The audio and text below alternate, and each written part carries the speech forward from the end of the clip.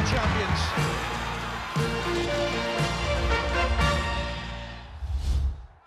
Hello, good afternoon. Welcome to a London derby in the WSL. West Ham taking on Arsenal, two clubs fighting two very different battles this season. Arsenal are, as usual, in the title chase. A big win, a statement win. They go level on points with Chelsea. But Arsenal being Arsenal, it's never straightforward. Tottenham have beaten Arsenal for the first time ever in their WSL history. However, they're only 3 points off the pace as they welcome back some of their big hitters from injury. Oh, magnificent! West Ham won just 2 league games in the whole of last year, so they've been cast adrift along with Bristol City. The goals just piling up. But the Hammers won the 6-pointer last week that keeps their head above water for now.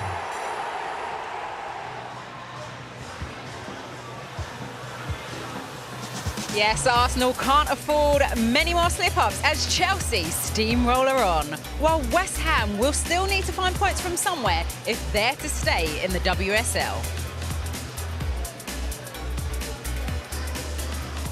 It's second bottom against third and kick off here in just over 10 minutes' time.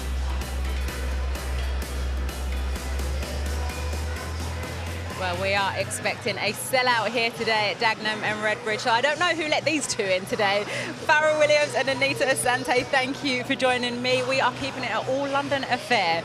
But the big news coming out from Dagenham and Redbridge Stadium today is that the return of England captain Leah Williamson. It will be her first start for the Gunners, Farah, and that is big news. It's huge news. I think, we all know about the importance that Leah has within this Arsenal setup. I think her leadership since being given the armband, I think the way she leads her team, not just on the pitch, but off the pitch. I think, as a player, we all appreciate people's presence and players' presence. And I think that's something that Leah has. I think the maturity levels of her, I think it stands that way above many things. But yeah, they'll be excited to get her back. But I think what we've got to remember, and Anita will know better than I, because I've never suffered an ACL injury, but we can't expect the same things we expected 12 months ago from Leah. It will take time for her to rebuild that and that confidence that you need when you've come back from a big injury. Well, like Farah mentioned, Anita, you've done your ACL twice. So what is it like, not just coming back, but it's different for her today because it's her first start? Yeah, absolutely. I think that, she's been on a 9-month journey of recovery, and that takes a lot of emotional resilience as well as the physical. But she'll be obviously excited to be back and, a leader back in the team, a presence in the team, and she'll rely on the qualities that we know she has. And I think today it's important, this stage in the season, to have your big hitters back. Well, we were there during the game. Let's rewind, let's take our memories all the way back. It was against Manchester United, April 2023. And Anita, talk to us a bit more about when you do go down as a player and straight away you know that I've done my ACL. Yeah, it's devastating, and I think it was for Leah. You could see the reaction of her teammates. They all felt for her in that moment. It's such a long journey to get back to playing again, and playing at your best, the thing that you love. But we've seen the impact that Leah has. She came into the cup game against Reading and showed immediately what she's about, her quality in that game, providing the assist to Beth Mead. So it's fantastic to have her back, isn't it, Farah? It is, and I think, Alex, on that, I think she shows no fear. She has that presence about her and resilience about her. And, we've heard her speak in interviews how much work and, the ugly work that none of us as athletes like to do, the small, diligent things that actually really prepare you.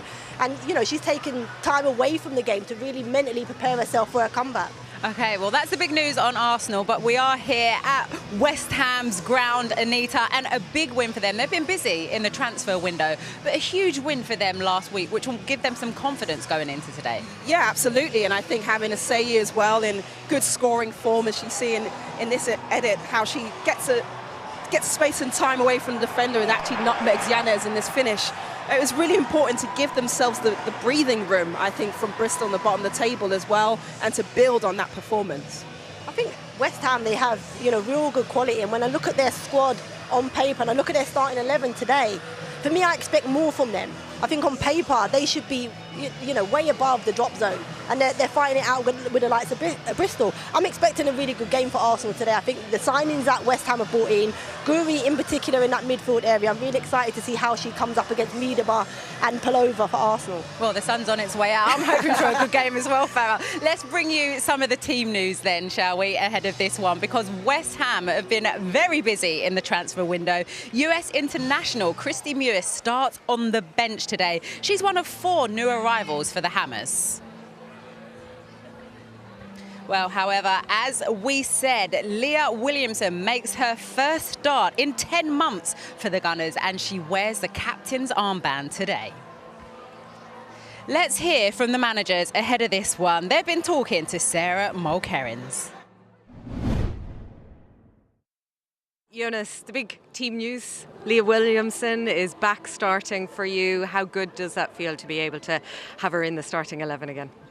Of course, on a really competitive squad, it gets even more competitive, and it's great to see Leah being able to start football games for Arsenal again. In terms of those big name players who have been making their return over the last couple of months, does it almost feel like an extra transfer window for you?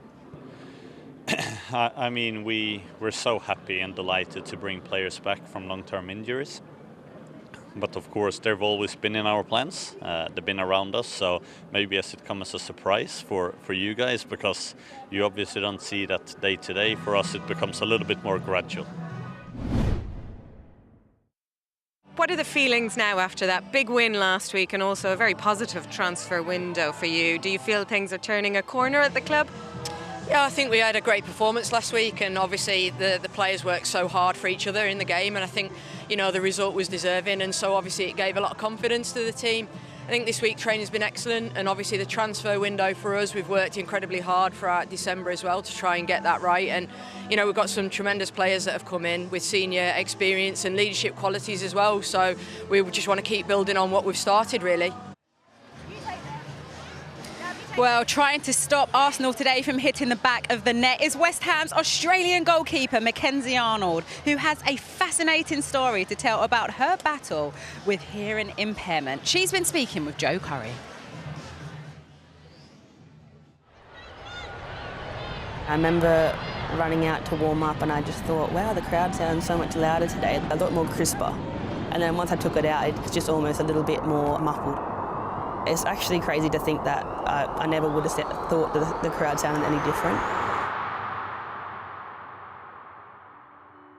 It's probably been something that me and my friends sort of went back and forth about since I was maybe 19, 20 years old. You need hearing aids. I'm like, oh, whatever, no, I'll just let it go. But around COVID time, when everyone was wearing masks, and I guess I started to sort of realised I was lip reading a lot more than I thought. It was around that time that I got in touch with my brother, who's worn hearing aids his whole life, and he just said that, you know, would you like me to get in touch with a hearing centre? You can just go there and see what happens, and yeah, it just sort of got the ball rolling and went from there. Talk to me about what the world sounds like to you when you don't have your hearing aids in. It's sort of like a muscle that you don't use. If you don't use it over a time, it just keeps getting worse and sort of deteriorates. So I do have quite significant hearing loss, but only to particular frequencies. Before I had them fitted, Kirsty was actually sitting in the hearing centre with me and asked if I could hear the rain outside, and I couldn't at the time. I literally put them in, and straight away I was like, oh my God, I can actually hear the rain. And then literally the next day we went on a walk and I was like, what is that noise? And it was the keys in her pocket. Like, it was just so many different things that actually I think we went to Dermot Kennedy concert that night, and I had to take them out because it was a lot. I was like, wow, you guys really hear around here.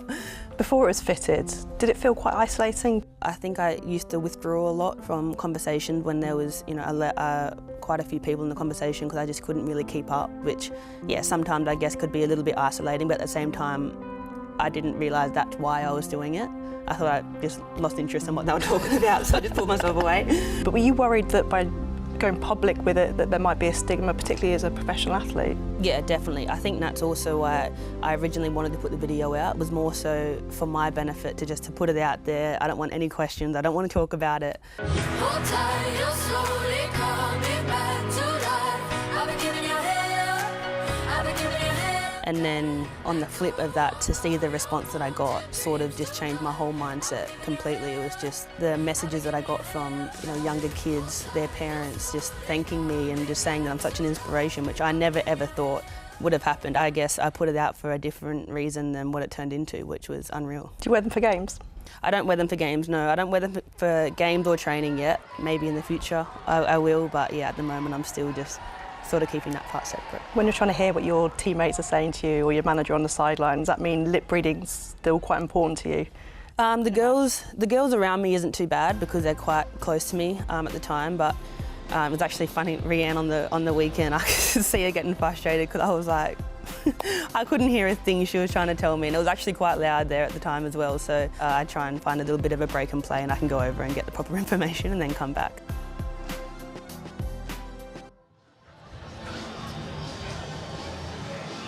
Yeah, real inspirational story, like so many across the WSL. Well, Farish is going to be busy today because Arsenal have attempted 233 shots this season. Only Chelsea have attempted more.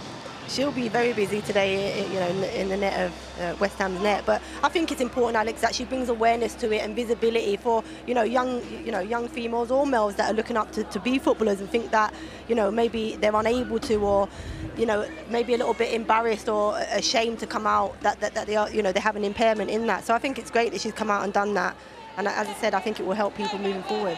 And she's going to need to lead her team today, Anita, because they are there, down the bottom, fighting relegation. Yeah, well, they have a great performance from last weekend to build on. And, it's great that you have such a role model like Mackenzie Arnold bringing awareness, as Farah said, to what she's had to deal with. And today she's going to be very much called upon, I imagine. Yeah, and as you just saw, Leah Williamson with a big smile on her face there in the tunnel, ready to get going and walk her team out. So let's get ready for this one. It's time to join our commentary team. Gilly Flaherty, a legend of both of these clubs, is alongside another legend in Vicky Sparks. Thank you, Alex. Hello, everyone. So, Arsenal with the chance to move level on points with WSL leaders Chelsea ahead of their game against Everton later. A win will do it for Jonas Eidevall's side. They've already beaten West Ham 3-0 this season, but Hammers boss Rianne Skinner believes her side are capable of creating an upset this season, and at some point, she says, that will come. Will it be this afternoon?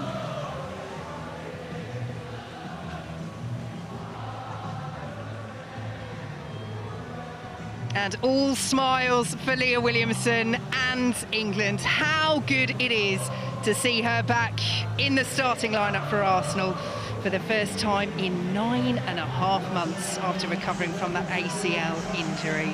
Huge boost for the Gunners, huge boost for the Lionesses. Rianne Skinner makes one change from the side that beat relegation rivals Bristol City. Awa Sissoko replacing Emma Harries, who drops to the bench as the hosts opt for a more defensive lineup. Top scorer Vivian Asseyi netted that vital winner against Bristol City. She caused Arsenal problems when West Ham lost 3-0 to the Gunners back in November. Can she do the same again today? Wonderful news for Arsenal and for England. Leah Williamson starts for the first time since April after recovering from her ACL injury. She made her comeback from the bench against Reading in the Continental Cup 2 games ago and now gets her first league minutes in 9.5 months. She replaces Amanda Ilestedt, who drops to the bench. Steph Catley comes in for the suspended Katie McKay.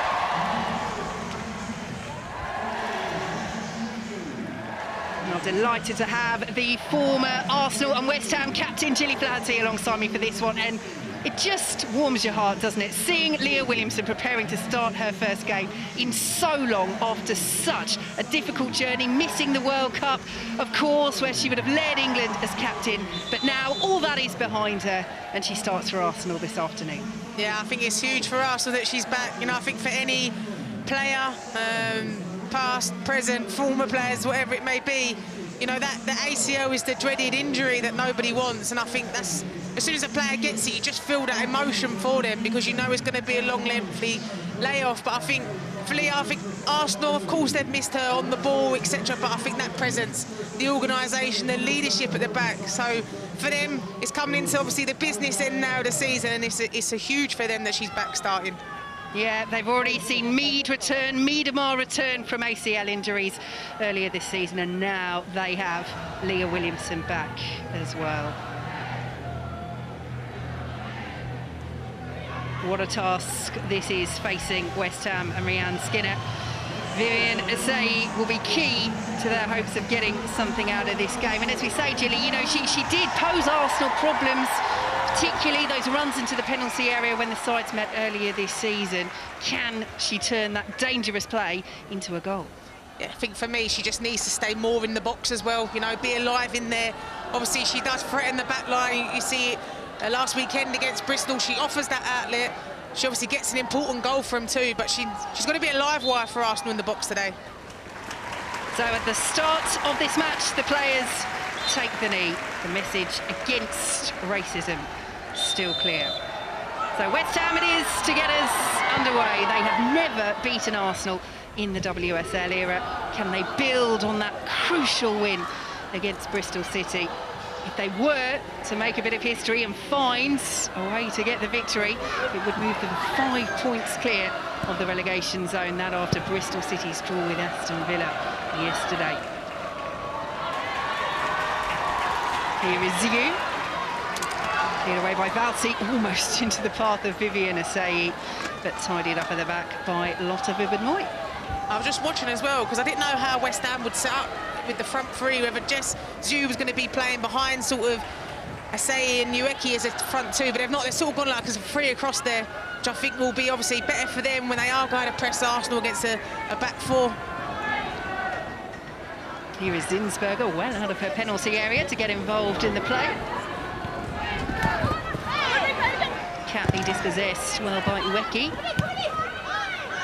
Catley, as we say, in for the suspended Katie McCabe, who is always a miss for Arsenal when she's not available.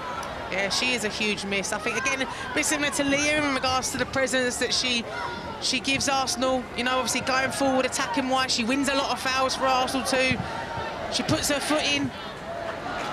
Nice take by Caitlin Ford up against Shimizu.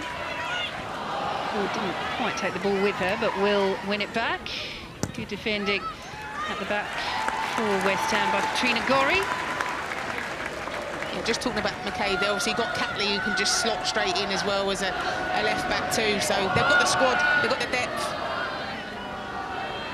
Here is Emily Fox, who has certainly added her top performances to that squad depth and indeed starting lineup since arriving. That won't be kept in by Ford. Ford, who actually scored her first league goal for Arsenal in a remarkable game against West Ham.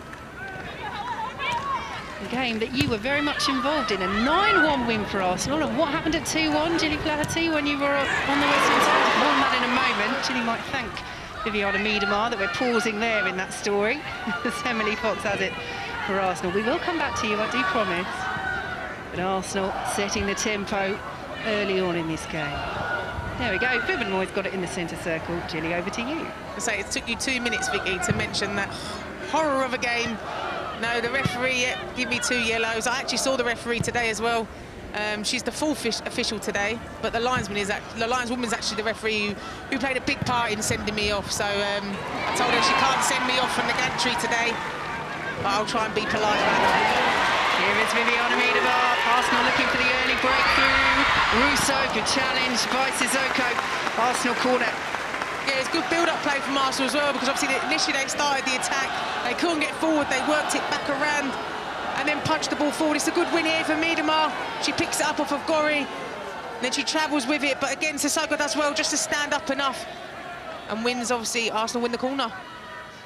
Which will be taken by Beth Mead. Catley's there as a short option, but Mead will swing it in. It's poor, easily cleared, only as far as Catley. Knocked away by West Ham. Gorry, though, loses out.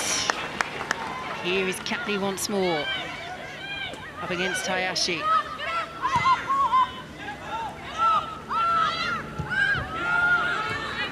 Wubben-Moy. Catley. Mead on the overlap.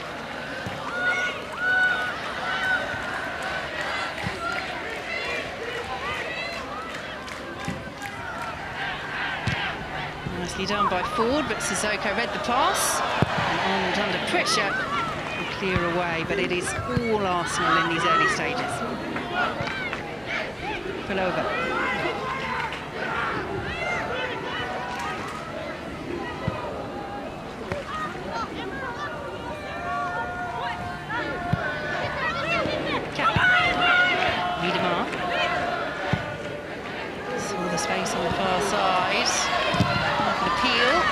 offside against Beth Mead.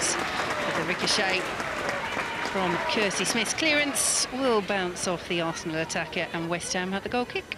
Just watching West Ham now, I mean, they're banking up behind the ball to make it hard for Arsenal to play through them, but eventually you need to step out. You know, West Ham are dropping deeper and deeper and deeper, and then even when it is getting played into midfield, they're not engaging in them. So Vivian Miedema there is able to get the ball, turn, and play a diagonal ball. You can't allow that to happen, especially if you're sitting in a deeper block. Yeah, and the side of out on the touchline. We'll be pleased indeed with Arsenal's start. Celebrated his 100th game in charge of Arsenal in their last match, the 2-0 victory over Liverpool, on his birthday, no less, as well. Nice way to celebrate. Ueki will retrieve that pass. Shimizu. Looking for the run of Asai, good run as well. First chance to drive at Catley. Shimizu. Asai once more. Fouls, free kick. Yeah, I think obviously Ford diving in there a bit more patience, you know, say she's not really going to be able to go anywhere there. Fancy yourself 1v1 defending, but just becomes a little bit impatient, dive straight in, and yeah, it's a clear foul.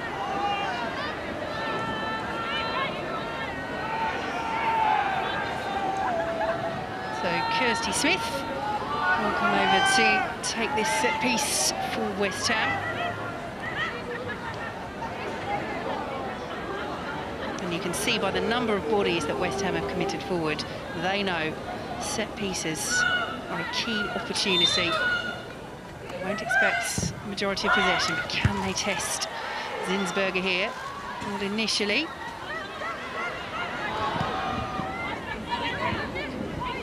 And they build from the back once more. Here is Gori. Ueki's made the run, covered by Vubenmoy. Really good defending there from Vubenmoy.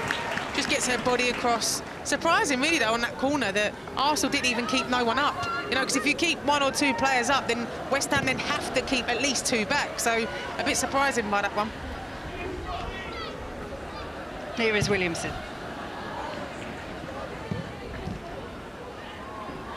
Knee down under the challenge of Zhu.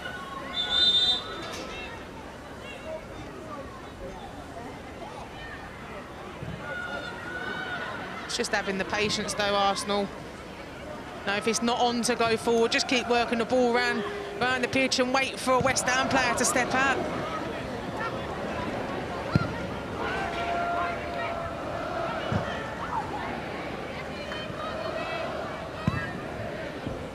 Vubenmoy, lovely take by Catley. Miedema.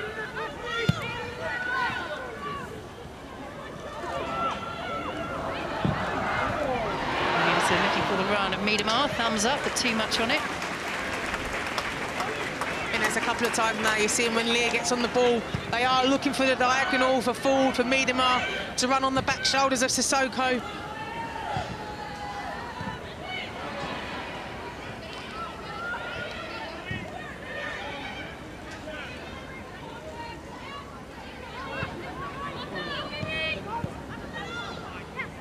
Falty.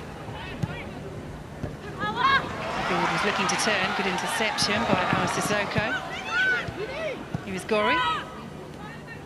Now Shimizu, all the way back to Mackenzie Arnold, who wasn't involved, incidentally, in that 3-0 loss to Arsenal earlier this season. She injured her arm in training just before that game and missed the defeat.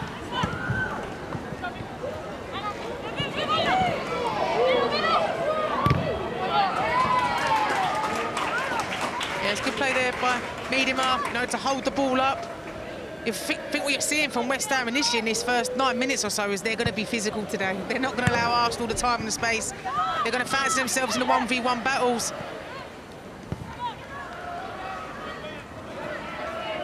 Here is Fox. Mead. Look at the players streaming forward. One of them was Pelova, well intercepted by Shalina Zadorsky.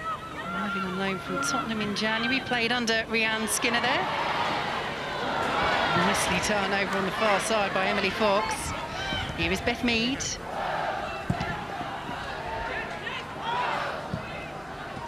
That's a little push in the back there by Williamson. And it will be a free kick to West Ham. I think just mentioning Zadorsky there, for me, I think she's probably a signing that's not gone under the radar a little bit, because obviously people have been speaking about Gorey, they've been speaking about Mewis, but for me, Zadorsky to come in, she's got experience, she knows the WSL. She just brings that leadership to that back line, which have had so many changes over the last few years of players coming in, players going out, injuries. So I think she'll be a consistent player for him. Here comes Asai, nice ball to find Smith. Cleared away by Williamson. Dorsky allowed the ball to bounce under pressure from Russo. And she's dealt with that well, Zadorsky. Or it might have been a commentator's curse then when I just bigged her up.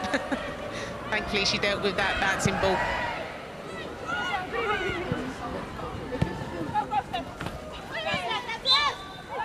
Alonueki. Yeah, just looked to be quite strong from Catley coming in from behind. Former Arsenal assistant coach, Rhiannon Skinner, spent nearly 3 years with them. Won 5 trophies during that time. I say, like, she feels their performances have been pretty good. Seeing improvements game on game, more complete performances. And Arsenal certainly dominating these early stages, but how do you feel Gilly Rhiannon Skinner will assess the performance so far from her West Ham side? Yeah, I think it's been organised. I think what they're trying to do is frustrate Arsenal and then win the ball on the counter, or if they broke it up and then attack quickly with it. But again, they know that they need to be defensively disciplined in this game, because if they go too open, Arsenal got the team to be able to pick them off and punish them. But the longer it stays 0-0, the more they'll grow in confidence with it and try and get the win.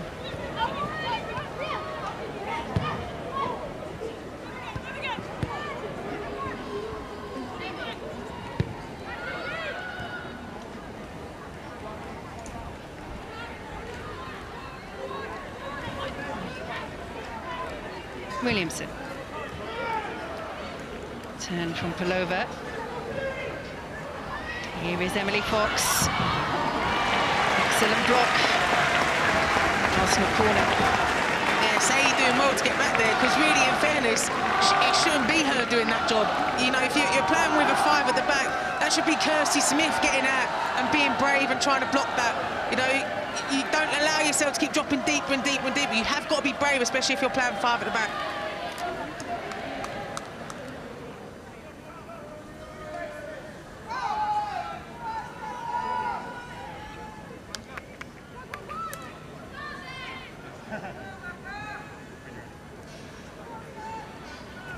Hyde is in there once again for Arsenal. Well, we've seen Katie McCabe do that from a corner. Steph Catley giving it a go. Yeah, it looked a dangerous one to be whipped in. But yeah, I think Mackenzie Arnold knew that it was well over.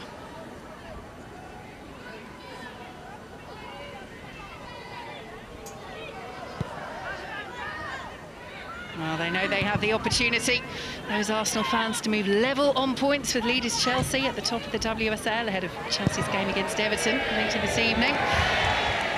Mackenzie Arnold sends it out of play. The back pass didn't really do her any favours, and Arsenal can once again turn the screw. Yeah, also, so it is a bit windy as well here today, and I don't know if you can really clearly see it at home, but it is windy, so that'll have an effect on, obviously, if you have the wind, if you're against the wind when you are playing out from the back.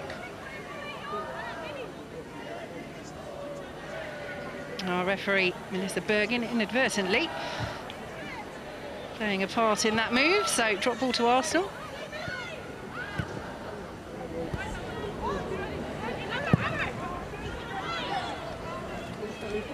Arsenal just forcing the ball. You don't need to do that. And I think that's what West Ham want Arsenal to do. They want them to get frustrated. They want to block the lines.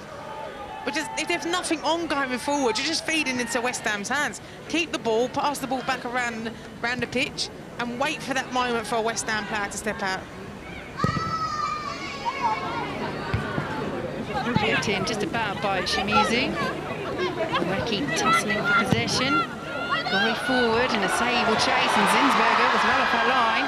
Williamson gets a foot in, but West Ham sending the bodies forward. Here is Kirsty Smith. Asai. Challenged by Palova. Fox out of play. Did get a touch off Smith, says the assistant over on that far side. And Arsenal have the throw. Good move, though, by West Ham. Yeah, it was a good attack by West Ham. And it all started as well from down this right-hand side. It's a nice, tasty match-up, really, between Ueki and Catley. You know, they're both getting stuck into each other, but Ueki just got the better of Catley there. But that's what I think West Ham want to do, is they want to break at pace. Don't allow Arsenal the time and space to get back around the ball.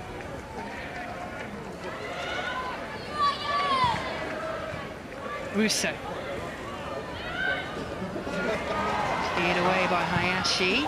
Williamson in turn does the same for Arsenal. Over the head of Shimizu, who just misread the bounce of that ball, and Ford will look to release Beth Mead. Flag is up.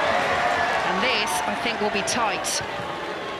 Yeah, I'm holding my breath there because this is giving me flashbacks of when I argued about an offside. But no, I think it was tight, and I think Ford does really well here to pick the ball up.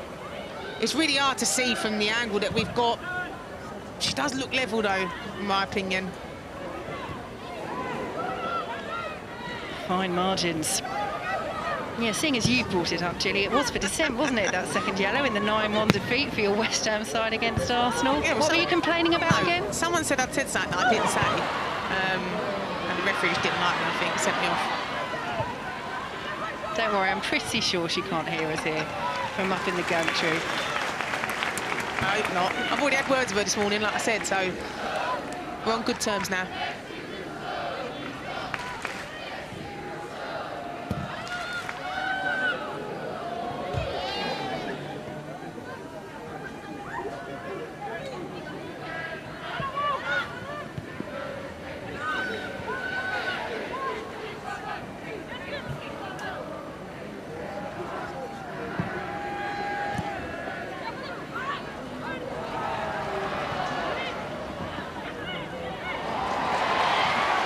Here goes Gorry.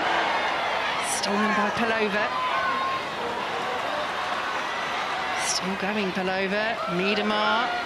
West Ham very narrow. If Arsenal choose to use the width, brilliant challenge by Gorry on Miedemar. All the way through to Zinsberger, but she's been a big signing for them, Katrina Gorry, hasn't she? Key player for Australia, developed a real partnership with Kyra Cooney-Cross, who is on the Arsenal bench today, but arriving last month for West Ham after leaving Swedish side Vittua. Very experienced player. Mead looks to come in down that right for Arsenal once more. Another experienced player, Zadorsky, will clear the ball away. Yeah, just talking about Gorry, I think for me, she's a top signing. I was really impressed with her in the World Cup as well.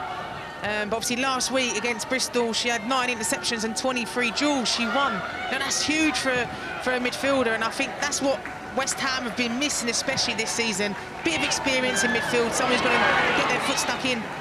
Exactly as she does there. Here is Williamson. Tidy footwork from Mead.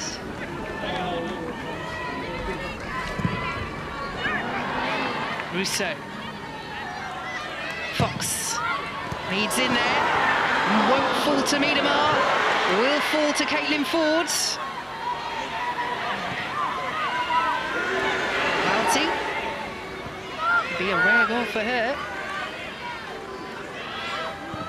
Williamson. Palova as Arsenal look to pick the lock. Here is Palova once more. Nice layoff by Mead. Cleared away by Smith. Miedemar. Bubenmoy. West Ham once again dropping deep. Cleared away by Ueki, but only as far as Palova. Valti. Miedemar. Here's Valti once more. Sustained pressure for West Ham to withstand. Mead. Looking for Miedemar and Ford. Headed away by Shimizu. And Ford will allow that to roll for the corner. thing is as well with Arsenal is there's a lot of movement, a lot of players popping in, popping back out again. So for the West Ham defence especially, they need to stay switched on, they need to stay disciplined. Sometimes you just got to let a player run and pass them on to the next unit rather than follow, because that's what Arsenal want you to do.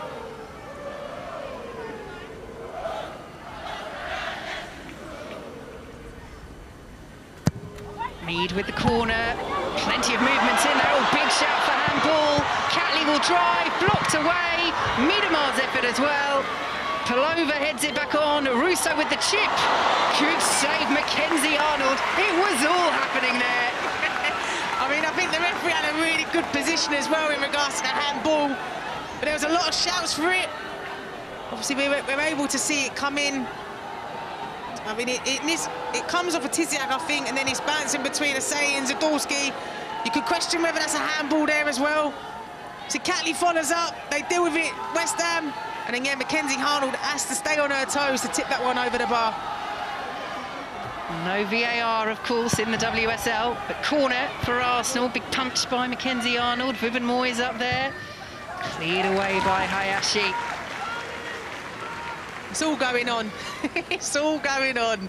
West Ham just got to hold on, though. You know, in those situations there, sometimes you do need a little bit of the luck as well. There's when Arsenal are piling more and more pressure on you.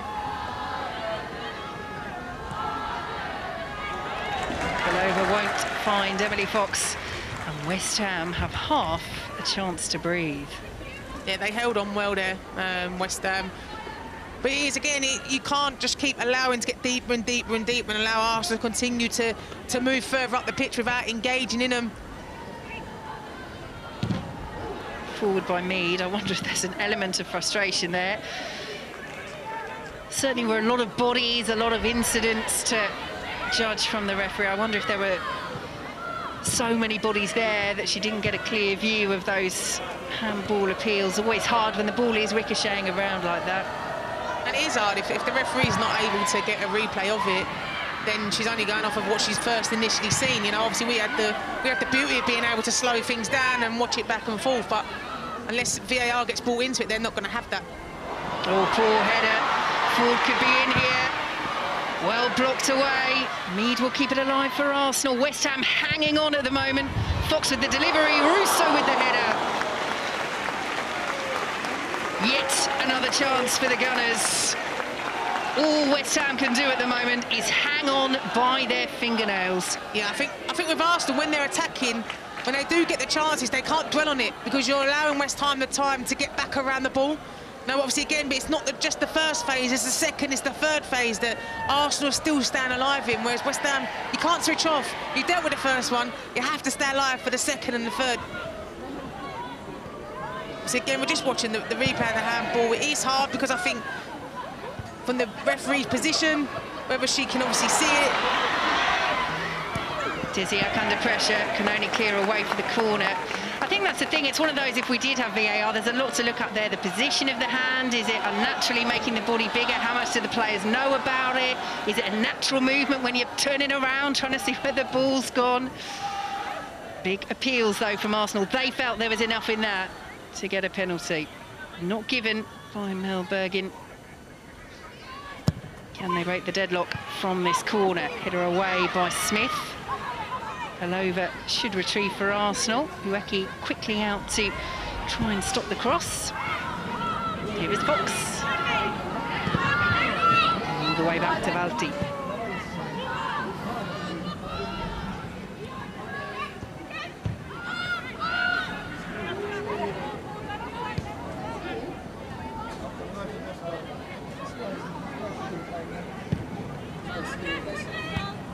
Valti.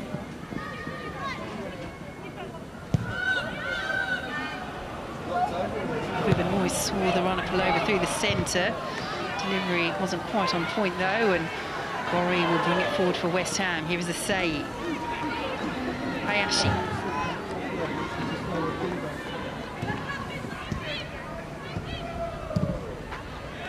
There's a couple of times now, or more than a couple of times now, to be honest, that Ruben Moyes, Williamson have tried to do them long balls. It's just not worked out. But I think when you've got a West Ham defence that's sat behind really in a 5, you have to move the centre-back. So someone has to come short to try and drag one of them out for then the ball in behind to work. When there's no movement there, you're just feeding it straight to West Ham. Chested forward by Ueki, Pelova tussling with Asai, and eventually he's fouled by Asai. Yeah, he's seeing good battles happening all over the pitch. You know, West Ham are not going to sit here and make it easy for Arsenal today. They're going to make it difficult. And they know that they have that side in them. They have that fight in them. They have to. When you're in the position that West Ham are in, you have to have the fight.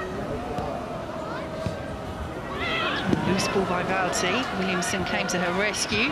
Russo will pursue this. A knock on that header from Zadorski.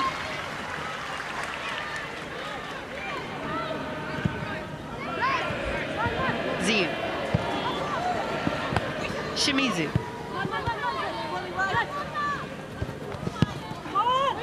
Nice little 1-2. Ziu, though, can only find Pelova, whose reading of the game in those congested areas has been excellent so far. Yeah, she does really well to break up play, Pelova. Obviously, a lot of talk sometimes is what she does on the ball and how creative she is, but she is that player that will get her foot stuck into and break up. Here is Mead over on this left-hand side for now. Miedema. Ruben Moy. Catley.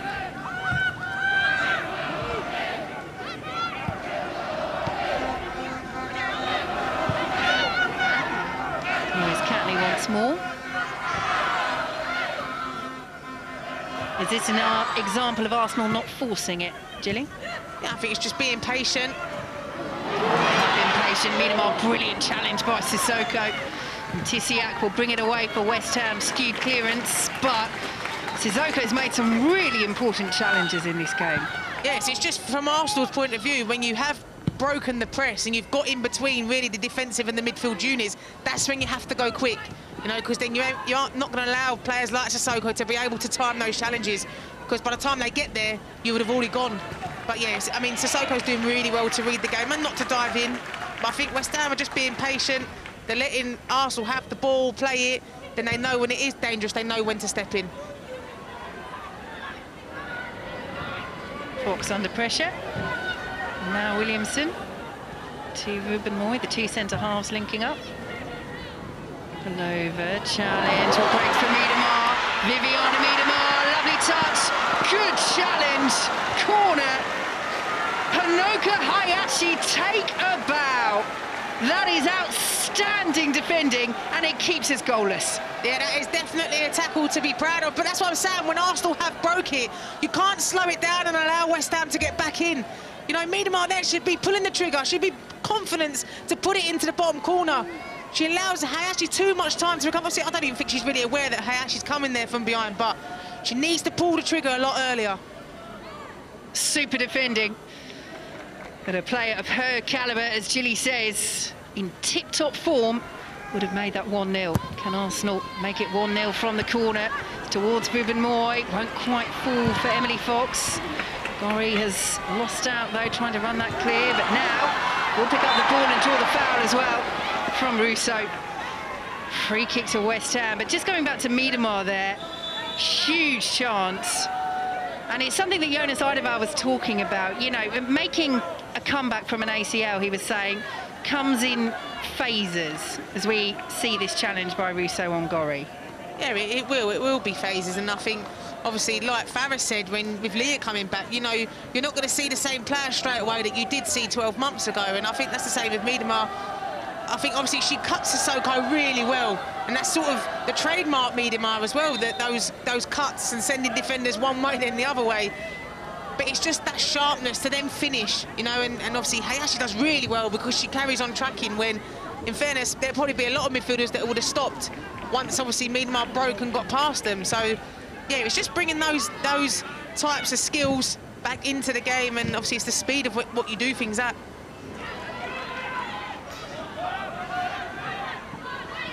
Zadorski under pressure. All the way back to Mackenzie Arnold, who didn't quite clear the stand. But yes, in terms of Jonas Eidevall's thoughts on those returns to play being in phases. I mean, Miedema came back in October after just over 10 months out with that ACL injury, but he's saying, you know, there is a real difference, as you touched on there, Gilly, between being physically ready to return and then in terms of your technique, your decision-making, your confidence, for all of that to get back up to speed. Catley challenged again by Hayashi, who is keeping West Ham in this at the moment, but it will be a Arsenal goal kick as well. Excellent defending from Hanoka Hayashi. Just got a little touch back off Steph Catley on the way through, but that's it, isn't it? And Miedema herself has spoken about, you know, actually almost being scared when she came back, that her tendency to overthink it, but says she is now feeling like she is the old me, or even better than the old me. But it is always that balance, isn't it? Yes, there's the physical element, but the mental aspect as well, particularly when you've done an injury like an ACL. Yeah, 100%. I mean, she scores a brilliant goal last weekend against Liverpool, and that's the Miedema that everybody knows. But I just think it might just be, listen, a lack of concentration there, where the lack of communication from a teammate to say man on, but you'd be banking a lot of the time for Miedema to put the ball in the back of the net there. Yes, her first goal since that ACL injury, as Gilly says. Last match against Liverpool, and the flag is up here. She won't have a chance to reassert that clinical nature, but you can tell, can't you? I think having had the ball taken off her toes by Hayashi at that key moment, Viviana Miedema is going to be even more eager to get a goal this afternoon. Yeah, and I think it's just, I mean, for me, she's onside. She's miles onside there, because Shimizu's playing her on the opposite side. So that's a bit of a bogey from the linesman there in regards to that. But again, yeah, it's one of those ones where now she's had that Hayashi tackle from behind, she knows she's not going to get that time and space again in the box. So sometimes you just need that. Defending of Viviana Miedema onside offside decision, Gilly Flaherty. I never thought I'd see the day. No, that was definitely onside. Definitely. Cleared away by Tisiak.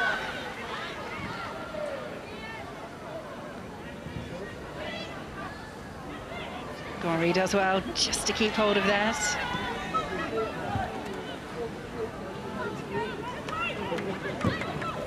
But there have been some very good individual performances from West Ham this afternoon, and as a unit, they're working together well.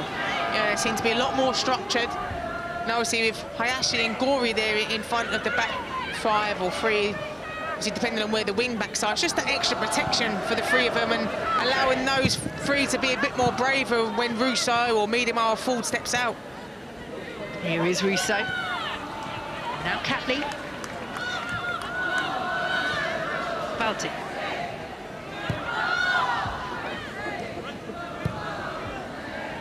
Ueki trying to win that interception, and eventually does so. And it's a free kick as well.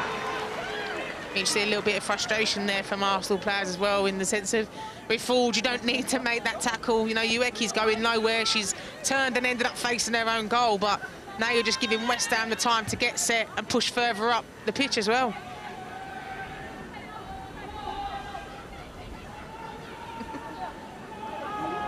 Well, there we go. She can't send you off from here, can she, Abby Byrne?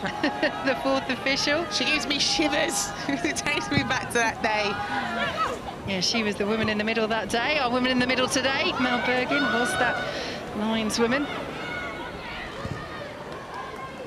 All water under the bridge, of course, now, Gilly. Although you did tell me you went and saw the officials before the game, just to I did, but I'm have a little discussion. I'm still adamant you shouldn't have got that second yellow? Yeah, no, I am adamant. I shouldn't have got it. But I'm 4 years older now, more mature, 32-year-old, you know. Don't scream and shout no more. We'll see. Out to the right-hand side, come Arsenal, and Beth Mead, good delivery. Mackenzie Arnold's there. Yeah, it's a good delivery around the back of the West Ham defence, but you just really need a runner to come across. Obviously, Russo's sort of behind Mackenzie Arnold there, but you just need someone to come across the face of the goal. Forward by Smith, too much on it for Ziu. Williamson will tidy up. Russo. Intercepted by Sissoko, and she's driving West Ham forward. Asai's on the move. Here is Vivian Asai. You can see why she took it early, but slipped as she did so, and the chance is gone. Yeah, really good step in there from Hawa Sissoko.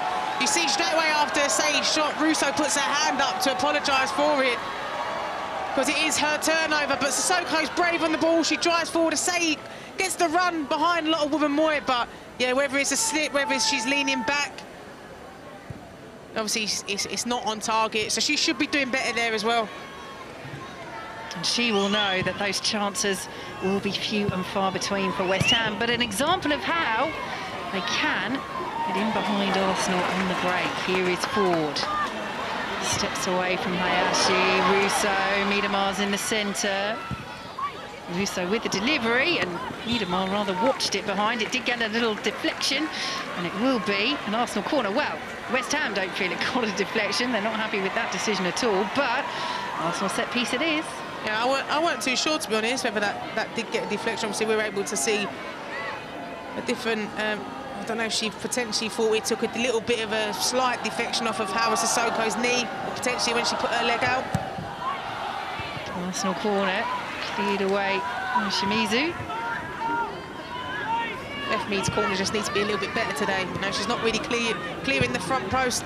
Over with the dink delivery, and with the easy take. So on a corner, really, you do want to miss out the near post, and Shimizu is probably one of the smallest on the pitch, is winning those headers, which you don't want. So expect a little bit better from Beth Mead. Say did well to hold on to that under pressure. Gori saw the run of Ueki through the centre. Cleared away by Catley. Break for Ford, and Russo's playing on the shoulder. Here she is, Alessia Russo, multi through the centre. Russo up against Sissoko. Ford, bit of space. Wrong decision again. Inside the final penalty area opportunity for Arsenal. Yeah, he's saying it obviously is the wrong decision there when going forward, but also you'd also like as well with Beth Mead to be on the back post, is to finish your run.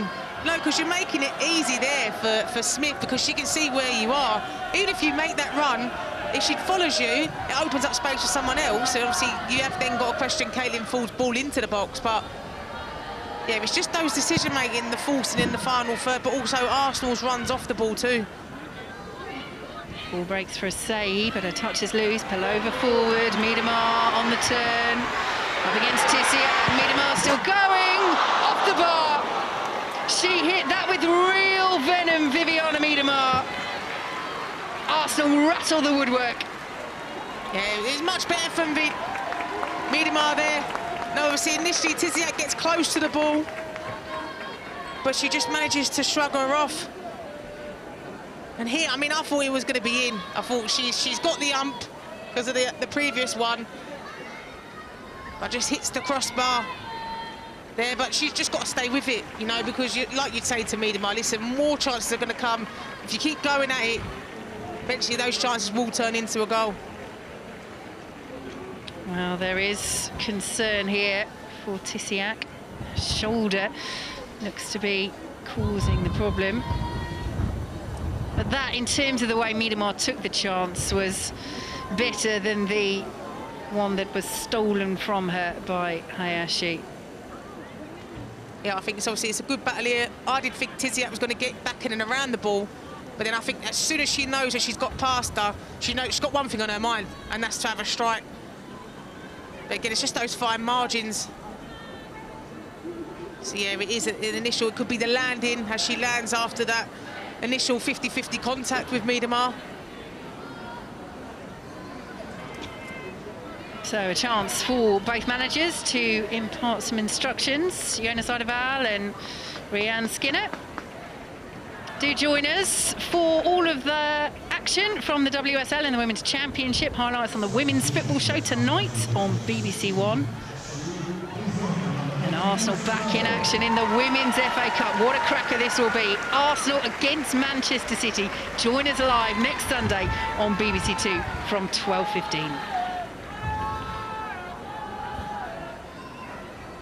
So if you're going to move those little counters, Gilly, if you're Arsenal, what would you be doing? I don't know, I was just turning around then to see if I could look at that tactics board a bit side on. But yeah, I think with Arsenal, I think it's the movement off the ball, you know, being patient as well when you're building up the play, not forcing it. but it's just no decision-making in the final third.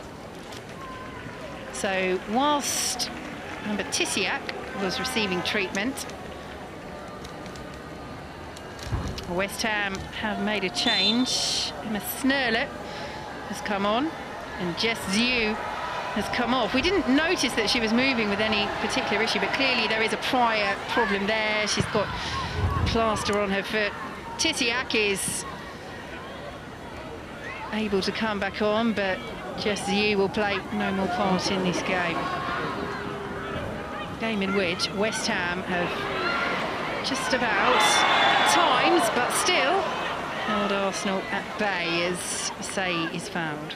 Yeah, Say's doing really well today to win West Ham. Some tackles as well.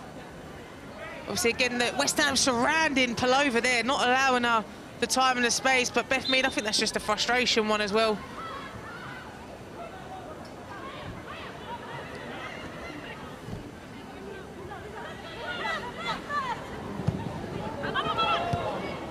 Good interception by Ueki. She out to Shimizu and forward now by Sissoko. She there once more. Asai.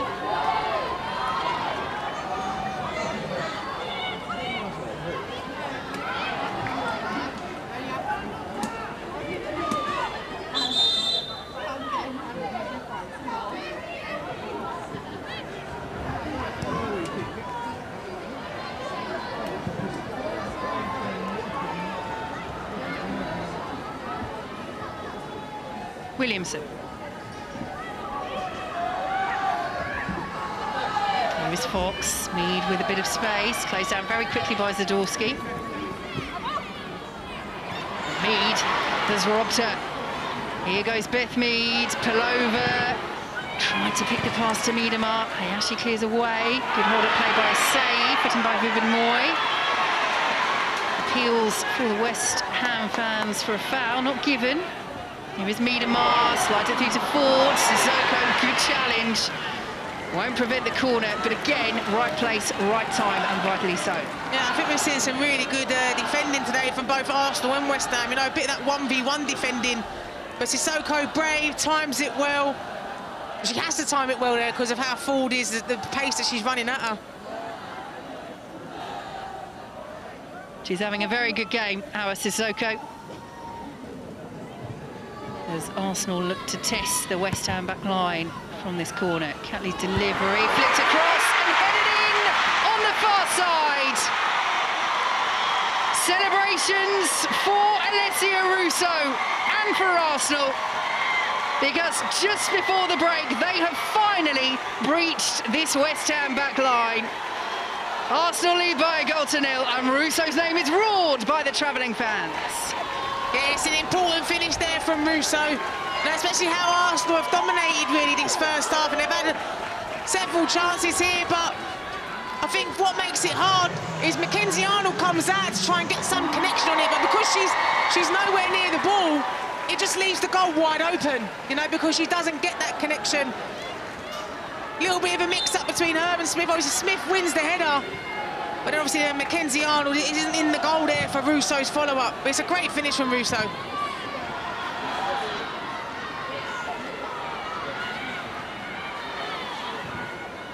West Ham looking for the immediate response, but Gori's ball is straight to Vivian Moy. They do get a bit unlucky, West Ham, don't they, with that header that falls straight to Russo, but she's completely unmarked. Yeah, I mean, she is. And that's what I said is, with West Ham, OK, you've dealt with the first phase because Kirsten Smith has won the header, but you're not there for the second phase. And that's what I mean, you can't just initially think, we'll win the first one. You have to win the second, you have to win the third, especially when you come up against a team like Arsenal. So, yeah, Mackenzie Arnold does come out, she doesn't get near it, but that doesn't mean there's an excuse for not have Russo marked at the back.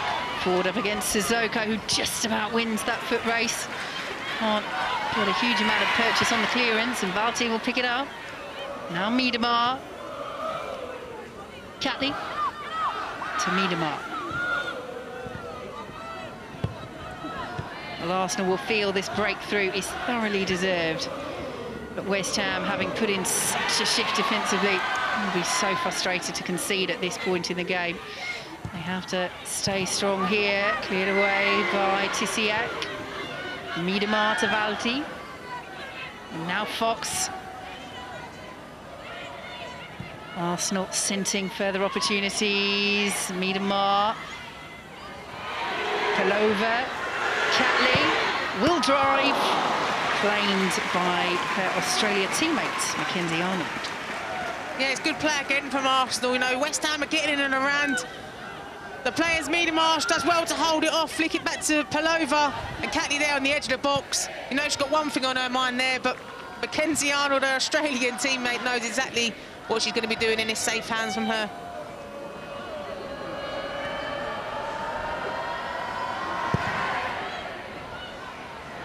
Too much on that from Arnold, and West Ham just need to keep their focus here. Yeah, they need to keep switched on, you know, because you don't want it to be going in 2-0 at half-time. Obviously, 1-0, you're still in the game. Of course, you're still in the game. So it's about making sure you don't panic. You know, you keep doing what you've done for the majority of this first half because it has worked. And just look after the ball and you have it. 3 minutes of added time at the end of this first period. Zadorsky all the way back to Mackenzie Arnold.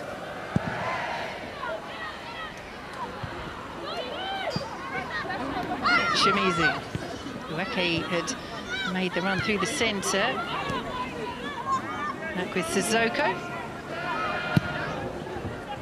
Here is Ueke, Asai down off the ball. Locked away by Valti. Sissoko once more.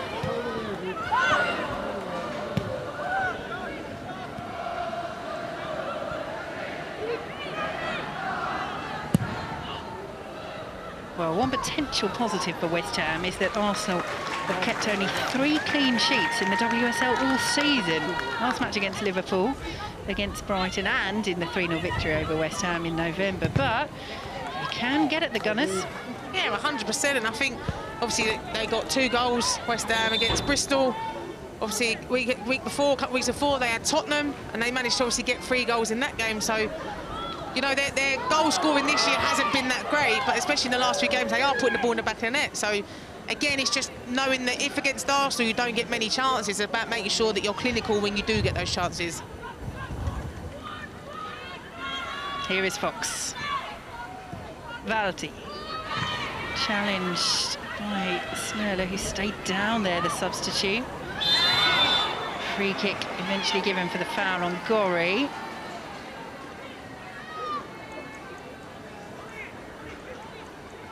And Snella is up to her feet as well. 8th goal of the season for Alessia Russo, now involved in 7 goals in her last 8 WSL games. 4 goals, 3 assists. As we see, that challenge that initially caused West Ham a bit of a problem. Yeah, I think it's a worry with Emma Snurler as well, because she was there when I was at the club, you know, and she's a bright player, but has suffered a couple of injuries back-to-back, which has made her not feature as much as what she should have. So it's always good to see her get back up on her feet. Here is Ueke, danger read by Caitlin Ford. Catley sends it forward to Russo.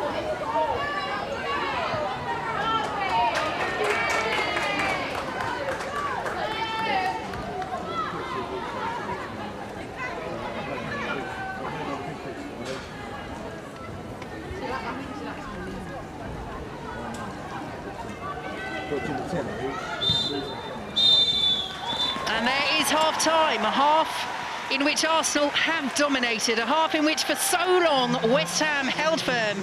But a goal from that woman, Alessia Russo, left unmarked to head home, is the difference at the break. Gilly Flaherty, positives for both sides to take. How would you reflect on that first half? I mean, I think for West Ham, I think they've defended well. They've started to engage players when they come into certain areas. I think they'll be disappointed because on the corner which Russo scores, Ueke completely switched off because that is a player unmarked at the back post. But yeah, I think obviously Arsenal, they started, they built up, they was getting a little bit frustrated, forcing balls, but they've had their chances as well. But West Ham is still in it for me. So half-time and an intriguing second half to come. West Ham 0, Arsenal 1 at the break. Thank you, Vicky. Thank you, Gilly. Well, West Ham showing really organisation and discipline in their defending, Farah, but it took Arsenal 42 minutes to finally get the goal that they were searching for. Yeah, I would, it's a bit of both, Alex. I think, yes, West Ham have been compact in their defending. They've had a back five to try and make it difficult for Arsenal, but they've had a really high line with that.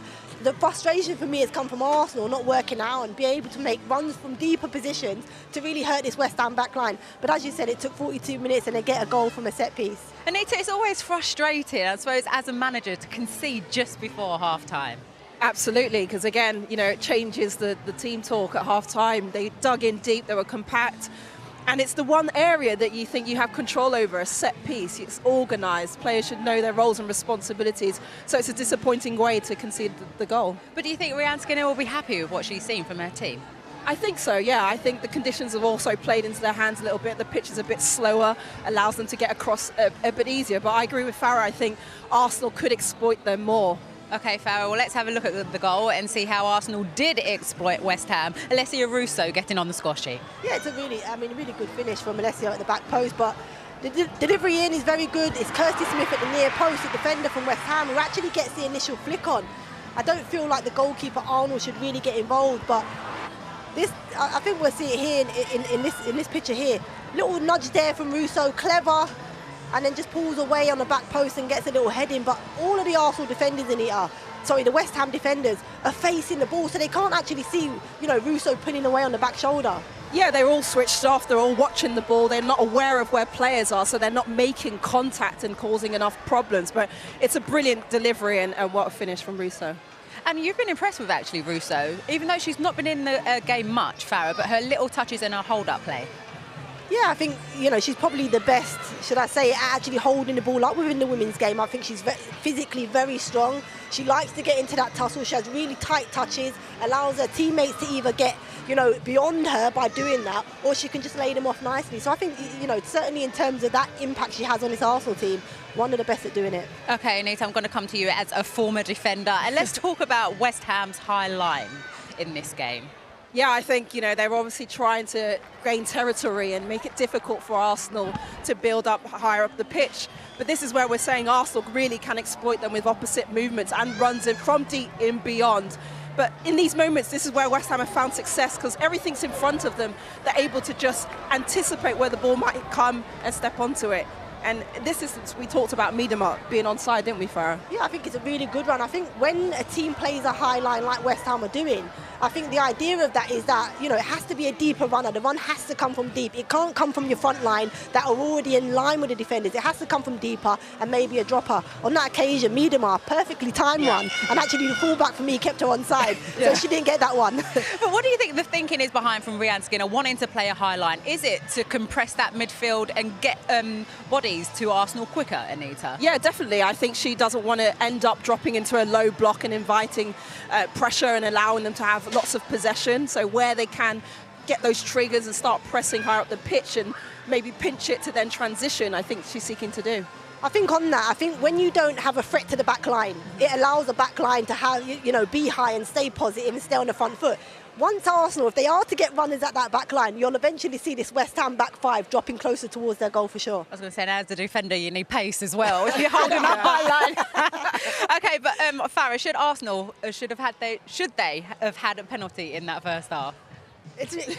Alex, if we had VAR in our game, luckily we don't. It would have definitely been a penalty because you'll see there's a clearer picture of it. The ball kind of has fallen on two of the West Ham players' hands. I actually think they can't do much about it. I think this might be a closer picture for us to see. They actually can't do much about it here. It's between them. It would have been a harsh penalty, but it's definitely hit their hands, Anita. Absolutely. I think I agree. It would have absolutely been harsh because they're all just reacting off the ball instinctively, but they maybe got away with one there. I don't want to say any more on it, Alex. I'm glad we ain't got VAR. I'm glad we ain't got VAR. Will Jonas be happy with his Arsenal team, Farah? I think he'll be happy that they've gone in a goal up. I think, knowing Jonas, we know how tactical he is, he'll be, giving that information, I'm sure, of his players that there certainly needs to be more width from this Arsenal team. I think they've been really narrow in the first half, so certainly more width and more runs from deeper areas. But West Ham must still win this, actually, and they're showing the confidence that they showed from last week. Yeah, absolutely. I think they started the game well. They were dogged. They worked tirelessly together to be compact and make it difficult for Arsenal. But now it's a case of can they transition higher up the pitch and create some opportunities and some problems on the Arsenal goal. Okay, well, there was a big game going on in the WSL yesterday, which I'm sure all West Ham fans would have been keeping their eye on yesterday, because that game affects West Ham because relegation rivals Bristol City were taking on Aston Villa, and City got a point in a 2-2 draw thanks to this equaliser from Carrie Jones. What a great hit it was from her. Okay, well, these are the other games going on across the WSL this weekend. Manchester United are beating Brighton there. Nikita Paris with a goal in that one. Manchester City and Leicester also going on at the moment. Tonight, Liverpool-Tottenham is at 2 o'clock and Chelsea rounding things off in the evening game. Okay, let's take a look at the WSL table as it stands. With this result here means Arsenal are joining Chelsea at the top of the table. But like I just said, Chelsea do play later on. And if you have a look at the bottom four, it's very tight down there at the moment, with Everton and Brighton looking over their shoulder at West Ham and Bristol City. Okay, right now, former England and Arsenal striker Jodie Taylor may have retired from her duties on the pitch, but she still has a huge role with the Gunners off it. Let's get pitch live. She's joining Sarah Mulcairns right now. Thank you very much, Alex. Yes, Jodie Taylor may have retired from the game of football, but you haven't gone very far, Jodie, have you? Tell us about this role you have now with Arsenal, behind the scenes. I have not gone far at all. Fortunately, I'm still at the club. So I retired this summer, saw out my playing career with Arsenal Women, and fortunately took a role with the club as a football services executive. So basically my role is I work closely with Claire Wheatley, who's the director of women's football. I work closely with Jonas, as the head coach, and work closely with the wider staff and the players as well. Has that helped the retirement then? Because, you know, you've been involved in football for so long. You were at Arsenal for a couple of stints. You know, does this help the adjustment? Oh, absolutely. I know some people, when they stop playing, want to be completely removed from the game. For me, I want to be right in it, and no better place than to be with Arsenal at the highest level, to still try and impact the game. I'm learning a lot in the role, but really trying to drive high performance and being that link between players and staff and with the wider club, and impacting the business side of the game as well. So I'm really enjoying it. And you've seen a lot of stages of women's football, haven't you, through your whole career? And I know one of the things that Arsenal are doing more and more so now is going to the Emirates, playing big games. There's going to be 6 there this season, 3 of them to come. How important is that? It's massive for the game. I think Arsenal have always been a supportive club of the women's team in the history of the club, and even more so now. I know one of the key pillars in the club strategy is to accelerate women's football, and they're certainly doing that with more games at Emirates. We're selling out. I think we've only got a few hundred tickets left. I've heard that about for the Man United United game. We've already sold 45,000 for the Spurs game, so it's incredible support. It's support that the women game deserves, and it's just exciting to be a part of the club right now. And the club's really committed and supportive of the women's team, and yeah, it's just really exciting. Yeah, I think there's an away section of about 1,500 today, so they do travel as well, Jodie. Finally, you happy with the performance so far on the pitch from Arsenal? I'm happy we're at 1-0. Yeah, I think West Ham have made it really difficult for us, sitting in a low block, catching us on the transition. We could be better on the ball, but again, I think we've tried to be patient. I think that the biggest thing is we've scored a goal now, and we've got another 45 minutes ahead of us. We've got a lot of strength and depth on the squad, on the bench to come in. So yeah, pleased with 1-0. Hopefully we'll score a few more this second half. Let's see in the second half. Lovely to chat to you, Jodie, and good to see you still involved in football. Jodie Taylor, what a player for both England and Arsenal.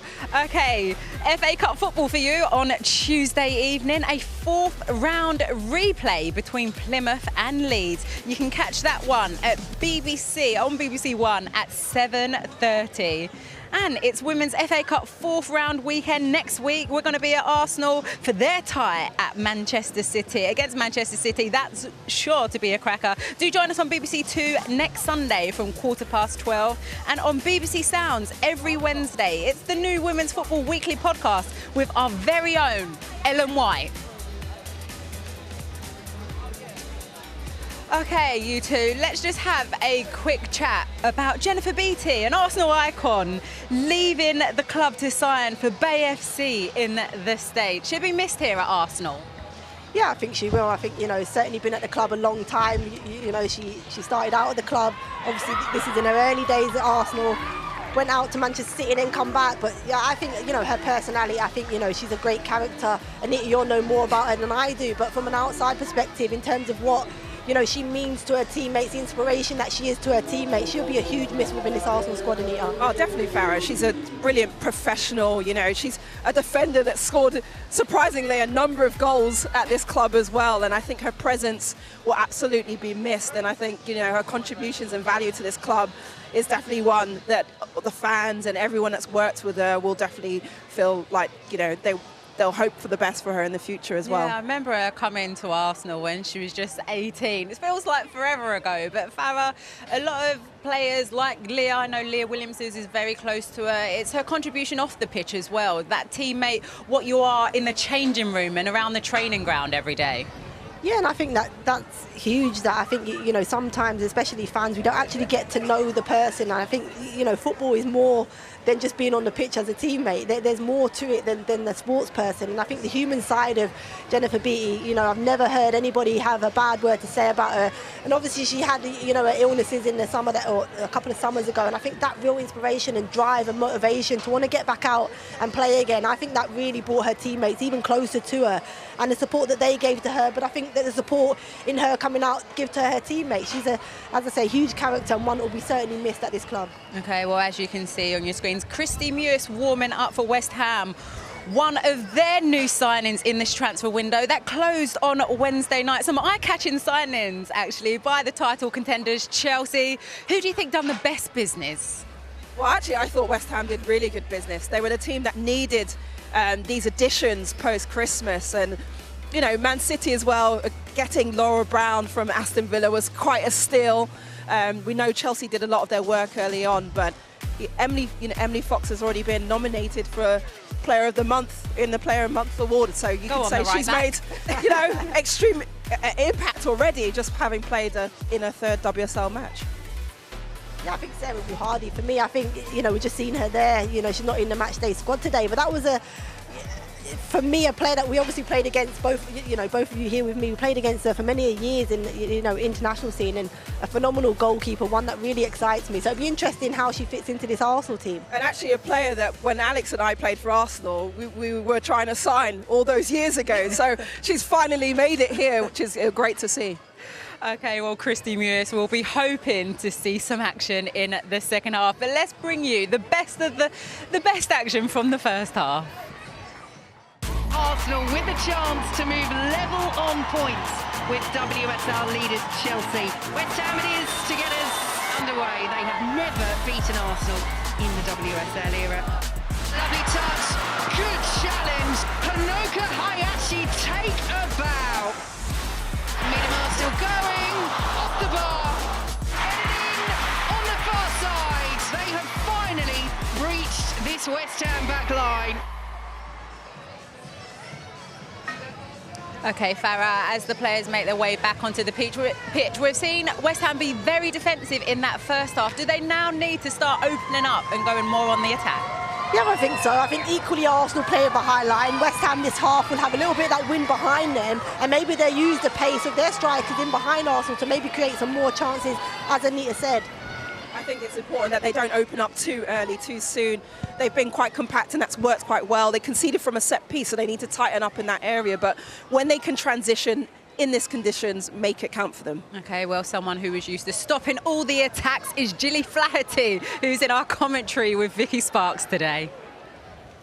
Thanks very much, Alex. So a change being prepared for Arsenal at half-time. Amanda Ilestedt is coming on, and Leah Valti has taken the armband for the Gunners. So Leah Williamson, on her first start in 9.5 months for Arsenal, looks as though she has come off. We wait for final confirmation, but Gilly Flaherty They've been waiting for so long to get her back. We didn't notice any issue at half-time. Of course, she's still working her way back from this ACL injury. You would hope, perhaps presume, that the plan was to give her the 45 minutes and then see, as that change is confirmed, Leah Williamson replaced by Amanda Ilestedt. Yeah, I think you just like to think it's about management, you know, and it's the return to play. Obviously, she's had a 45 minutes here, and then look to progress her as the games come on. Obviously, Arsenal are still involved in all the competitions, you know, so obviously there'll be a lot of games coming up. But again, I think it's just management. Like I said,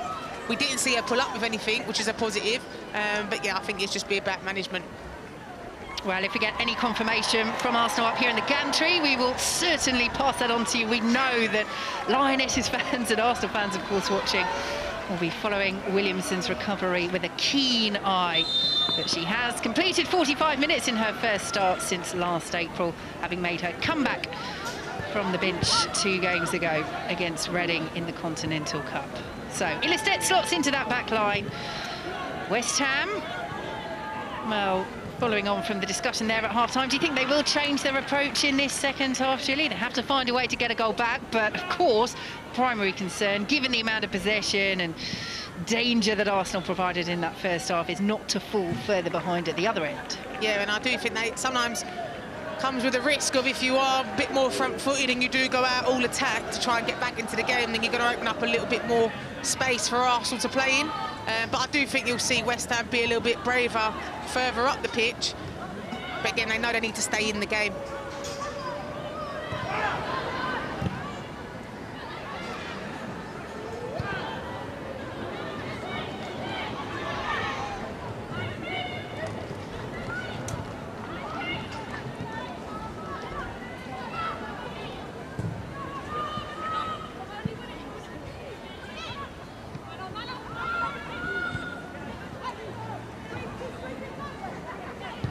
Here is Fox.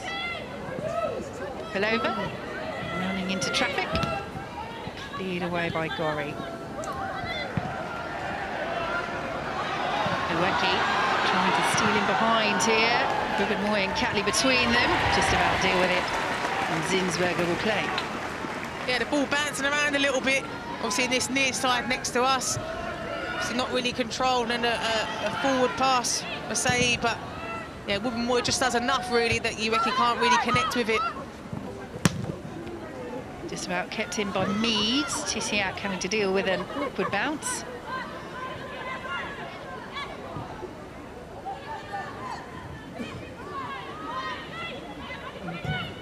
Smith up towards Asai. Missed everybody. That's what West Ham don't want to do, though. You know, if you do have possession, you don't want to give it straight back to Arsenal. You want to be confident and comfortable in building up play from the back. You know, I think obviously with Skinner in previous games, conversations that she wants her players to be brave on the ball. Here is Miedemar under a little too much pressure from Hayashi.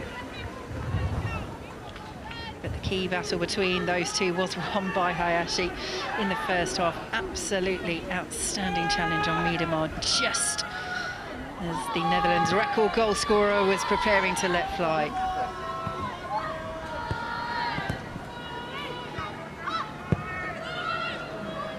Zinsberger closed down by Iweki, who is pushing a lot further forward in the early stages of this second half. Yeah, I think you're seeing as well the front two, front three, especially saying the Iweki are really pushing high up against the Arsenal backline. In the first half, they sort of dropped off and just let him have it, and then got deeper and deeper with it. But I think you'll see him, yeah, being a bit more braver. Good tackle by Gorry, good ball by Gorry as well to Iweki, who limps away after playing it back to her. Hayashi, Iweki, oh, is that a penalty? Yes, it is. Casual from Catley, costly from Catley. West Ham have a spot kick. Yeah, I don't know if there's questions on whether that was inside or outside of the box. I mean, it's a fantastic forward ball by Hayashi. It's so tight. It is so tight. It's a great ball here, but I don't know, for me, it's potentially outside when the first contact's made, but I think, again, you're talking centimetres, if that. But again, it's really good play from West Ham because they're positive, they're forward thinking. It's a great pass from Hayashi, cuts the defence, and Catley just gets caught the wrong side. Well, Arsenal might like to slow that down. Look at those centimetres that Gilly Flaherty was talking about, but no VAR, no chance for another look. It is a penalty, and top scorer for West Ham, Vivian Assayi, takes upon herself the responsibility of getting West Ham level in front of the Arsenal fans, doing their best to put her off. It's Assayi against Zinsberger, and Assayi makes no mistake. West Ham level, 1-1. And the Arsenal fans behind the goal sort of making it feel like it was a away game for West Ham then, when Assayi stepping up to take it, but it's a cool, calm, collective finish from Assayi, under pressure as well. Like I said, she's got the Arsenal fans behind the goal that are booing her and everything. Zinsberger stands still for quite a long time as well, but sends her completely the wrong way. Assayi, it's a good finish. 6th goal of the season for Vivian Assayi. We said before this game she caused Arsenal problems in that 3-0 defeat back in November, and she has drawn Rianne Skinner's side level, 1-1. And Arsenal's inability to regularly keep clean sheets this season once again comes back to bite them. I think it'll be frustrating for Arsenal as well, because it's not come from open play. It's come from a tackle where Catley is caught on the wrong side, and you've then given West Ham a bit of a lifeline as well. West Ham's fans buoyed, their players buoyed. The tactical tweak in the second half of pushing Uweki a little bit further up has paid dividends early on. It's a great pass from Hayashi as well. I mean, to make that pass, to be brave to play that pass. So she wins the penalty for West Ham just with the pass. Yeah, a couple of vital contributions. There she is again, Hanoka Hayashi, as Zadorsky sends it all the way back to Mackenzie Arnold. One at the other end, the challenge on Miedemar to prevent what would have been a certain goal, and the other with that ball to Uweki that Catley couldn't deal with. And Arsenal will say, was that foul outside the area? It's so close, Vicky, so close. I mean, initially for me, I did think it was potentially outside, but it's hard to see when the first initial contact happens. Well, if it's on the line, it's a penalty. But as you say, Gilly, it is very, very tight indeed. But decision is given. Back to the old days, the good old days, some would say. Referee's decision is final. At the mature age of 32, I'm sure that's your perspective now. Yeah, it is 100%, Vicky. Like I said, mature, 32-year-old, I don't moan anymore. So Arsenal looking to respond, knowing that a victory would take them level on points with leaders Chelsea, ahead of Chelsea's game against Everton this evening. They've been pegged back by West Ham early in this second half. Here is Ruben Moy away from Uweki, again pushing high up the West Ham attacker and putting the pressure on Valti now. Valti wearing the captain's armband. We have had confirmation from Arsenal that Williamson is not injured, so it looks as though it is just the continued managed return from that ACL injury, and that is good news for Arsenal fans and good news for Lionesses fans as well.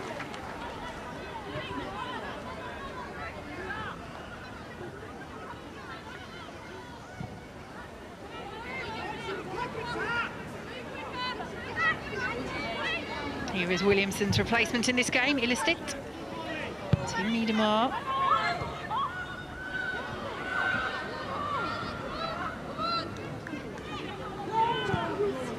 Well, she said, Rianne Skinner, that they were capable of creating an upset this season. At some point, she's adamant it will come. On the balance of play, Arsenal have been very dominant indeed, but West Ham will look at their performance and say there's enough in this that we deserve that equaliser in many ways. Yeah, 1,000,000%. Like we said, I think they done well in the first half. You know, they held their own. They managed to get away with it being 1-0 because it should have been more if Arsenal took their chances, but they stayed in the game. Obviously, they've come out second half, they've started a lot higher, been a bit more braver. But for me, with West Ham, with their home form, they've only won 1 point at home this season. You know, and for a club of West Ham, that's not good enough. Your home should be your fortress. So it has to start somewhere, and for them, they'll be hoping that it starts today. Yeah, you have to go back to November 2022 against Leicester for their last home win in the WSLs. It has been a real Achilles heel for them, although overall, of course, they have struggled in that time away from home as well. But can they build something here? Again, another lovely ball. Hayashi to Ueki. Flag is up, but that combination there is paying dividends between the two Japanese players for West Ham in this second half. Yeah, Ueki does really well because, I mean, obviously she's offside, so it wouldn't have counted anyway, but she's playing in between Wubben-Moy and Catley, and she just comes completely off the back shoulder of Wubben-Moy. So she has to do better there as well. She has to constantly scan as a centre-back. Where's my player? See, like I said, they do hold a good line and she's offside, but second time really in the space of a few minutes that she could have caused problems for Arsenal. And Asai's won a free kick. West Ham are building a bit of momentum here. We talk about the way that Ueki and Asai are pushing forward a little bit more, but Hayashi as well, in terms of where she's taking up her position centrally and that incisive passing. Again, it's just more front-footed as a whole, isn't it, from West Ham? Yeah, but she's been everywhere today, Hayashi. You know, she's been a typical midfielder. It's what you want. Cleared away, but not decisively by Ilestedt. Here is Hayashi, popping up over on that right wing this time. Up against Russo. Gets the foot in.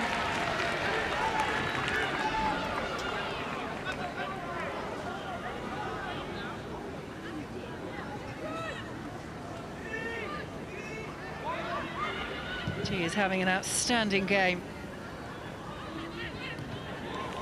Russo with the interception.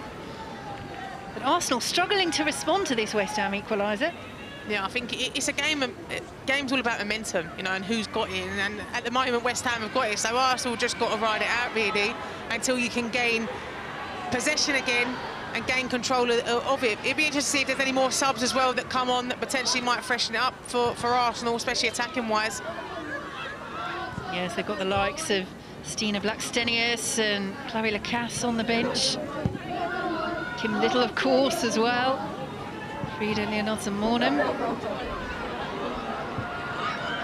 It is, as Gilly mentioned earlier, a squad that has serious depth. Might need to use it today. Gorry, nicely done. West Ham playing with a real confidence. Valsi with the challenge. Free kick is given. I mean, that's a clear free kick there, but I think with Gorey as well, a couple of times now I've seen her, she just needs to control the discipline side of things a little bit because she's very close there. I know it's the reaction, she feels that she's been tackled late, but you can't afford to do that in this league no more because you will just get a yellow card, and West Ham are not going to want to see her later on down the line not being able to play because she's got 5 yellows, for example. Penalty being spoken to by referee Mel Bergin. Free kick, nothing more.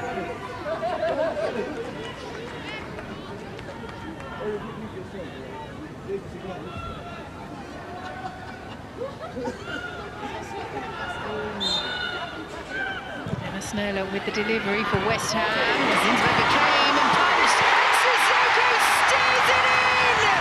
What composure from our Sissoko! But I tell you what, there are wild celebrations inside this stadium because West Ham, who have never beaten Arsenal in the WSL era, have come from behind to lead the Gunners by 2 goals to 1. What a finish by Hauser Sissoko as well, a centre-back there. Calmly putting the ball into the back of the net like she's a striker. There was never in doubt, but Zinsberger, she comes to get the punch. She doesn't get enough on it. Not like when you're coming out to punch it, you need to really clear your line. She doesn't. And Sissoko's standing there free at the edge of the box, but she just punches it straight down to the edge of the box. Like, obviously, I'm not a goalkeeper, but you want that punch to go up in the air and away from the goal, not down. But Sissoko, she has a lot to do still. and she calmly finishes like she's a 20-goal season striker. Kept her cool, kept her composure, and found the finish that sends West Ham wild. What a scoreline this is. What a story it could be. West Ham 2, Arsenal 1. Yeah, West Ham have got Arsenal shaken from the start in this second half. It's been a masterclass in this second period. The switch to the 5 at the back in the first half almost kept Arsenal at bay. They've scored twice in the second half, West Ham. Can Arsenal hit back quickly? Tisiak will clear. Safety first, but now the mental side of the game for both of these sides, Gilly, comes into play hugely. Yeah, for West Ham, it's making sure you don't allow Arsenal to get back into the game. And obviously, a couple of weekends ago, they had Tottenham, and it was like ping pong. No, it was a goal, and then another goal, and another goal, and it just weren't. It became a transitional game. So it's going to be hard, you know, because Arsenal got to step up to try and get back into the game. But you have to control it. Make sure you don't give away any silly free kicks or corners. And they're coming forward again. Ueki sees the run of Snurler through the centre. Zinsberg has come a long way. Does deal with it, headed on by Miedemar. Important interception by Tisiak because Russo was lurking, but West Ham are zipping this ball around with such confidence. Asai won't win the free kick that time. Ford won't retain possession. West Ham have the throw as Jonas Eidevall applauds on the touchline, trying to urge his side on. But the emotions that must be swirling inside Rianne Skinner, the West Ham manager, the former Arsenal assistant coach, the former Tottenham manager, potentially about to make history with her current side. Yeah, I just think with Arsenal, they'll have the belief, you know, there's still 30 minutes to go. Obviously, it's still a long time to go. And West Ham just don't want to sit and hold on and potentially get deeper and deeper. They're going to want to try and push for a third. Here goes Fox as Arsenal come forward with Russo. Zadorsky with the challenge. Goes for a throw. I just think Arsenal's movement off the ball, especially in the second half, it's just not been good enough. It's been very static. They've moved the ball quite slow. They've not broken lines. So obviously, if we're able to see an introduction of 3 players really who play with pace, are able to be forward-thinking passes as well, and potentially could disrupt West Ham. Yep, here come the cavalry for Arsenal, who are on the attack. Here is Fox. Snurler trying to hold her up, can't do so. Mead, oh, almost beautiful. Catley cleared away by Sissoko. Pullover keeps it alive. Look at the space here for Fox. Driven delivery, Mead blocked away to safety by Ueki. West Ham hanging on here, looking to preserve this advantage. Arsenal with another throw.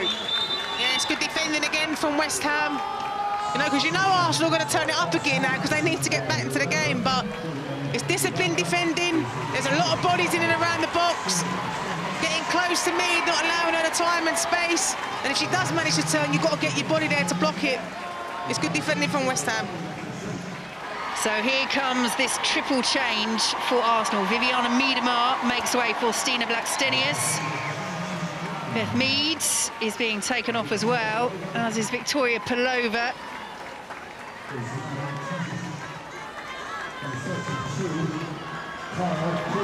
And Chloe Lacasse and Cara Cooney-Cross, the other players, along with Blackstenius, to enter the field of play.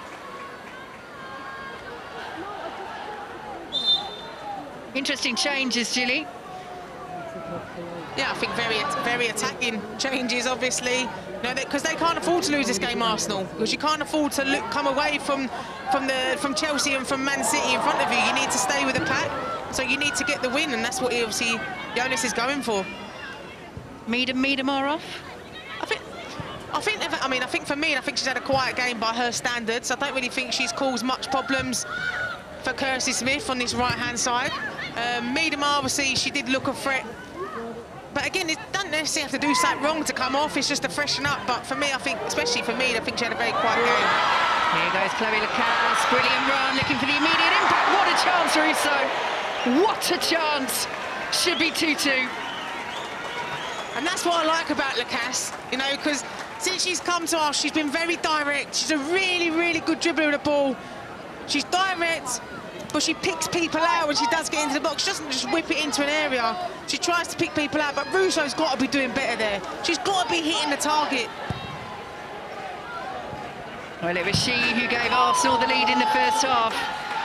Huge opportunity to find that equaliser in the second.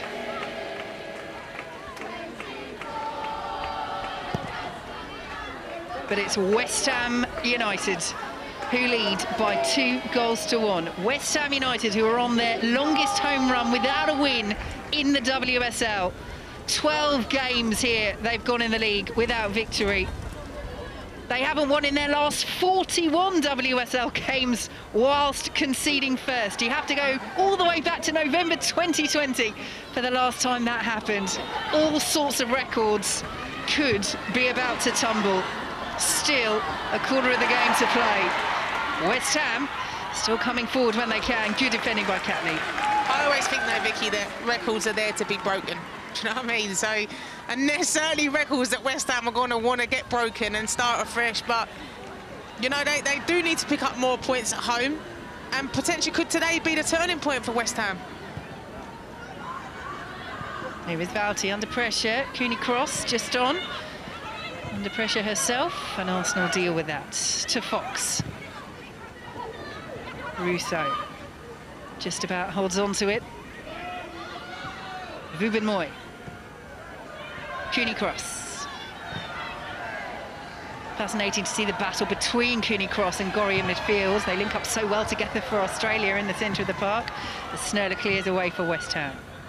Yeah, it'll be a battle of the Aussies in the midfield there. But again, Kyra Cooney Cross, I think she's a great dribbler with the ball. She advances well with it, so it'll be exciting to see her, like you said, come up against Gorry. Here's another good dribbler of the ball, Chloe Lacasse. Here is Kyra Cooney Cross, dangerous delivery away by Sissoko. Rousseau would have been special. Yeah, that would have been spectacular if that went in the back of the net. But just leaning back, Mackenzie Arnold didn't feel troubled in the goal at all. Great delivery in from Cooney Cross. Again, it's just that drop down, but yeah, she just can't seem to get over the top of it and keep it down.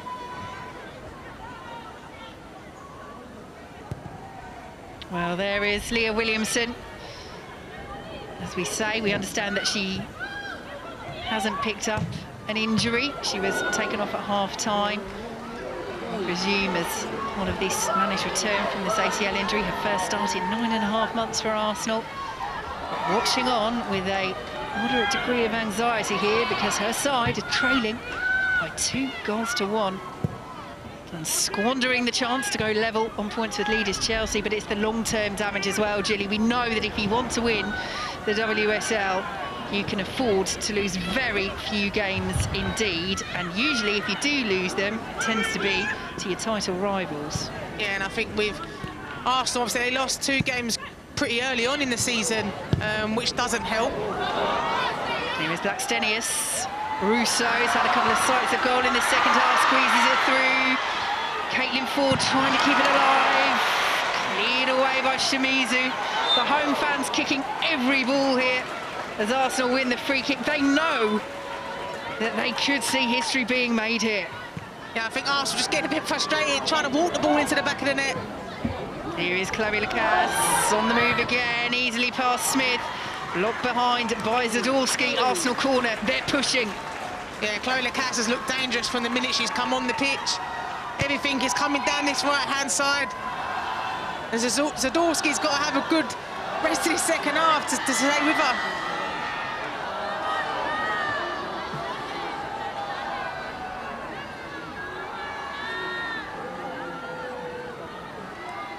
Steph Catley assumes the responsibility. Arsenal players on the move, not the best delivery. Snurler picks it up for West Ham. Hayashi looking for the options to go forward, and there really aren't any. She's done well to keep that in there, and Gorry almost gets there. Emily Fox having to get back sharpish. That almost turned into a good counter for West Ham. Yeah, I think Emily Fox didn't see Gory at all, and then she heard the shouts of man on, and then sees Gory's coming on her back shoulder, but does really well there to recover. Just over 20 minutes plus added time to play. West Ham lead Arsenal by 2-1. Arsenal just very static when you're watching the front line. Obviously, you've got Russo coming in and dropping, but Sissoko's not really going with her. Blackstenius is pinning Zadorsky back, but there's not enough movement. You really want to disrupt the team. When they've got 5 at the back, you have to disrupt them to get some joy and to be able to break the press. Ilestedt.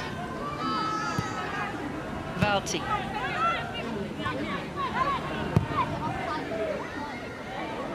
Again here as well from Arsenal, the build-up play needs to be quicker. You're not going to move West Ham.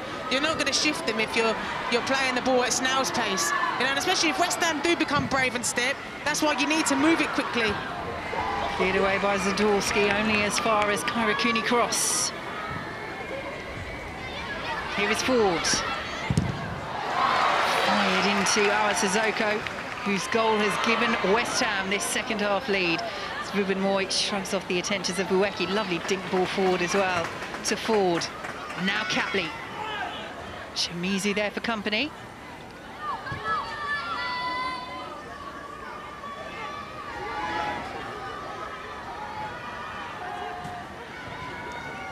Ford.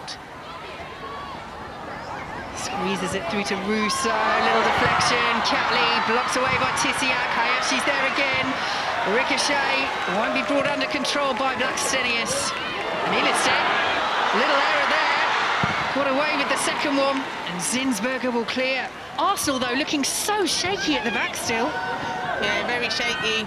I think because they're trying to push so many body forward, they're ending up really with it being a 1v1 at the back. And there is wind here today as well, so if they don't get the balance right or they don't time it, then West Ham could prey on that.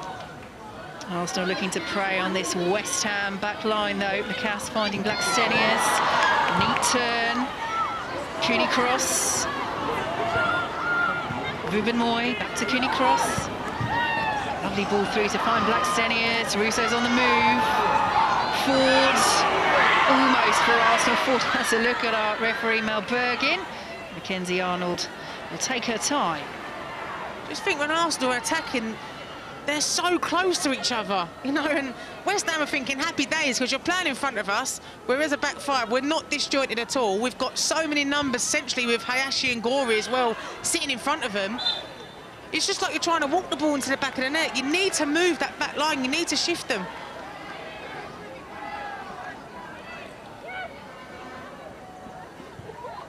Well, Mead and Miedemar not looking overly impressed, particularly Beth Mead there.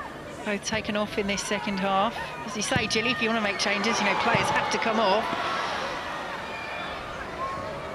But it is a call from Jona Seideval.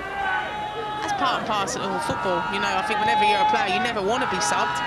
But again, if it's not working, you need to freshen things up, and that's what a squad is for.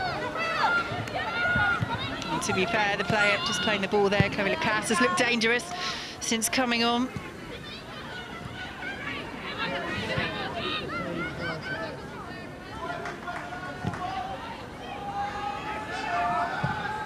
Forward by Ruben Moy, Sissoko's there.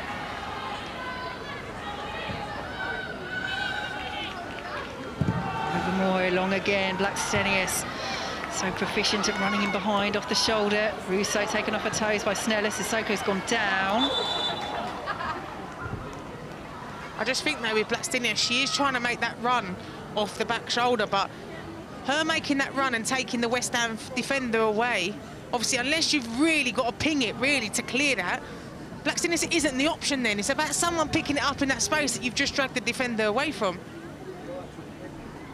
Oh, Sissoko just stretching out a bit of cramp.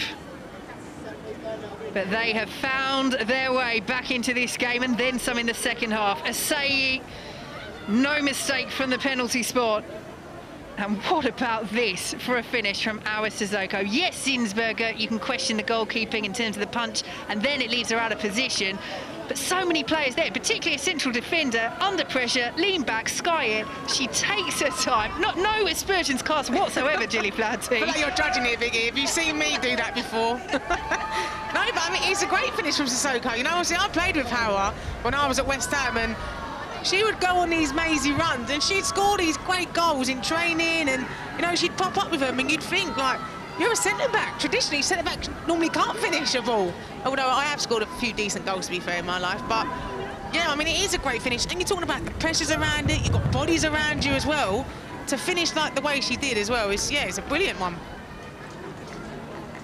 And seeing it back there, you realise how far out she is as well. You know, it's outstanding. And as we've said during the game, she's made some great interceptions at the other end. She is still trying to get herself fit and recovered to get back on the pitch. So West Ham temporarily down to 10. Can Arsenal press that advantage? They will be desperate to see Sissoko not come off West Ham. Valti, Arsenal moving it nicely. Russo, Cooney Cross almost took it away from her as the angle disappeared for Alessia Russo. Here is Fox. Aulicas, Ilestedt. Zadorsky saying she committed no foul, and referee agrees. Ueki is down for West Ham, but Arsenal play on. Baxtenius with the delivery. Ford is there. So is Mackenzie Arnold. Yeah, good build-up play from Arsenal. Obviously, in this near side in the corner. But realistically, the players that are around from West Ham, they shouldn't be able to get the ball in as easy as they have done.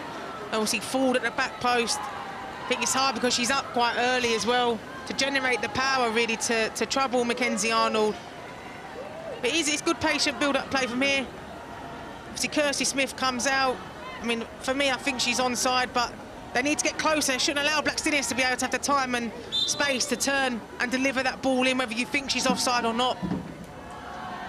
You can see in the centre there, Sissoko is back on. She was just stretching off again after that ball came in. Ueki is back to her feet. So West Ham back up to their full complement of players. And closing in on a historic win. 14 minutes plus added time to play.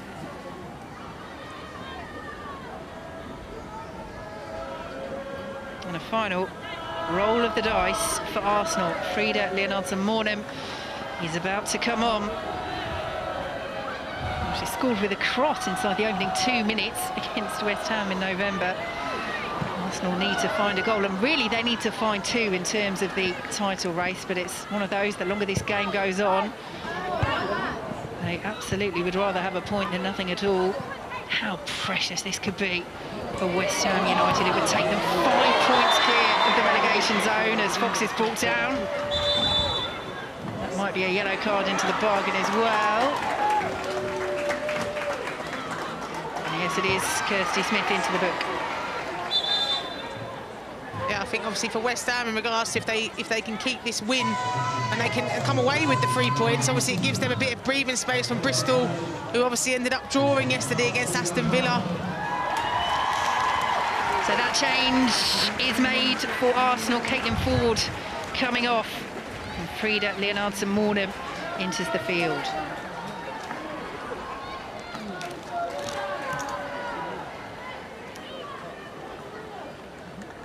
So all 5 changes made by Jonas Eidevall if they are to avoid slipping to their first ever defeat against West Ham in the WSL era. There'll have to be these players on the pitch. What can they do from this set piece? Catley with the high delivery, Mackenzie Arnold came, didn't really get there. Referee happy to allow play to continue. Cooney Cross, Sissoko is back just to make sure that didn't loop in, and Mackenzie Arnold now protests, says the whistle should have gone. West Ham, either way, get away with it.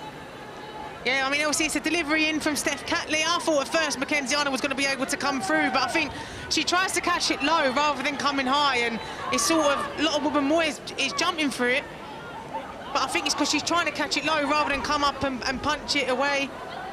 And yeah, Cooney Cross, I think, trying to do a Sissoko part 2, but doesn't come off. Good chest by Ueki, won't be picked up by Asai. Cleared away by Fox, on by Leonardsen-Mornem. Hayashi over the head of Smith. Masai has it taken off her toes. He'll step forward for Arsenal, and a bit of space for Lacasse, and this is where she's so dangerous, but she played the ball looking to release Leonardo Mornham. You just wonder if Lacasse could have kept going there. Yeah, just a shake of the head really for me, because it's just a bit, I don't know why you would do that if you know what your strengths are as a player. The wing back's completely out of the game and you've got so much space to drive into, but she goes with the early option of passing the ball to Frida Marnham, who wasn't really even nowhere near it either. Bit of a waste. Forward by Mackenzie Arnold over the head of Ueki, but will break for Emma Snurler, the Denmark international. Shamiza had made a lung-busting run there as Sissoko lifts it forward. Zinsberger takes. But Arsenal are running out of time.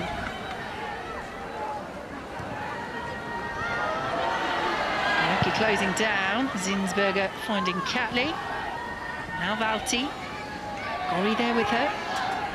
Good pressure this from West Ham, but if Arsenal play through it or over it, which they do, there's the little space in midfield for Cooney Cross, who now finds Fox. West Ham getting the players back. Cooney Cross. Stenius on the shoulder once again. Here is Leonardo Mornham. Fox. Lacasse. Little 1-2 with Fox.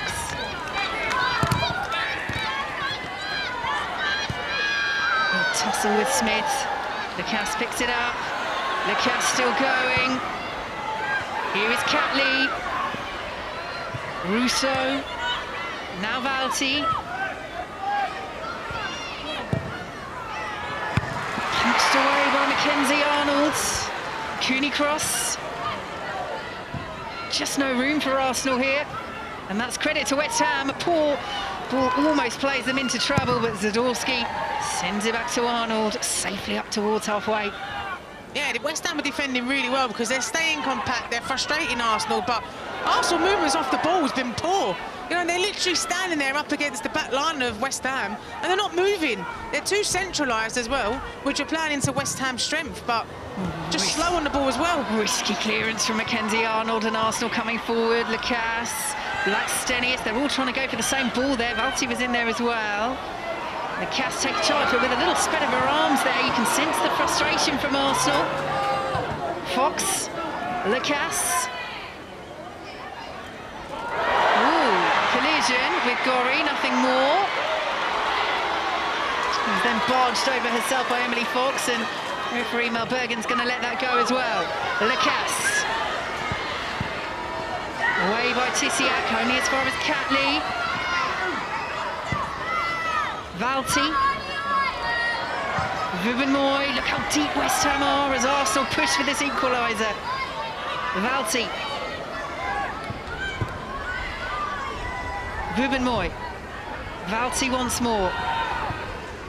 Russo challenged by Sissoko, fouled by Sissoko, says referee Mel Bergen. And Arsenal have a free kick in a very good position here. Yeah, I think Sissoko feels a bit frustrated because she's come steaming out. She didn't think she'd done anything wrong, but she gets the wrong side of Russo. But Lacasse, I mean, she's created so much, obviously, with this one with Gori. I mean, you do question whether that's a penalty because she hasn't won the ball. You know, Lacasse, she's dribbling. For me, she hasn't made no connection to the ball whatsoever, so I think Arsenal are very right there to complain for a penalty. It's one of those anywhere else on the pitch, isn't it? Yeah, anywhere else you'd say that would be a foul, so why not there? Gori's won none of the ball. Well, they didn't get a penalty, Arsenal, but they do have a free kick. Catley will send it in. And claimed by Mackenzie Arnold, patted on her back by her teammates. West Ham are edging towards what would be a famous victory. Yeah, and I think you need that. You need that from Mackenzie Arnold, especially when it is getting a bit more tense, you're getting to the latter stages of the game. Take control of the ball, get it under, even if you have to lay down for a few seconds, but regain a bit of composure for your team as well. Cleared away by Vubenmoy. Gorry does the same for West Ham.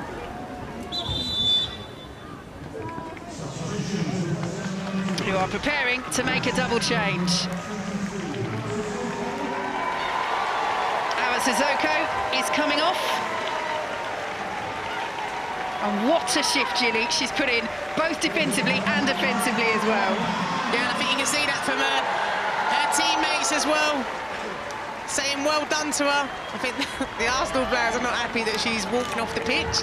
But yeah, I think she's been defensively really disciplined today as well, and especially in the first half, put in some important tackles, well-timed tackles, and obviously comes up with potentially at the moment, it looks like it could be the winner for West Ham. And the second player to come off is Hanoka Hayashi. And Gilly, she has been simply superb as well. She is replaced by Marika Bergman-Lundin, who arrived this week, making her West Ham debut, and the former Arsenal youngster, Shannon Cook, has also come on. Maybe a good chance as well, obviously, to see Bergman-Lundin, new signing for West Ham. Obviously, he's come from Häcken. It'd be a good introduction as well for her into the WSL. Yeah, she's had a great season with Häcken, helped them reach the Champions League quarter-finals. Chelsea, of course, will be in action in those as well. Here is Russo, easing past the former Arsenal youngster, Shannon Cook. And that will belatedly be a free kick. And a yellow card as well for Cook in her first action of the game. Yeah, welcome to the game, Shannon Cook. Obviously, I think, listen, Russo, she's managed to spin her. She's just got that determined drive, and it's difficult for Cook to keep up with her, but you can see the tugging of the shirt, trying to stop her from getting away. But yeah, it's a clear yellow card. Here's an interesting one. We talk about the changes from Jonas Eidevall. The changes from Rianne Skinner here, taking off two key players. Emily Fox's ball into the area. Ruben Moy had made the run away by Tissiak. Asai will help it on. More on that in a moment. Arsenal with a free kick, but you know, making substitutes at this period of the game when they're looking to see out this victory, they do take up time, but you've taken off two huge players, and Sissoko had picked up a bit of a knock, and you know, there may have been an element of that in as well, but as we've just seen there, it's so hard to come into a game for Shannon Cook at this sort of time, with Arsenal doing nothing but push forward. She looks to see out this win, and they have this free kick to defend here. Cooney Cross with the low delivery, Blackstenius with the header over, and time continues to tick away for Arsenal. Yeah, it's just not fell for Arsenal today. I mean, I didn't know if I fancied more of a Catley on the ball there with a left-footed in-swinger coming in, rather than Cooney Cross with the out-swinger, but yeah, it's just not been clinical enough from Arsenal in this game today. Here is Lacasse.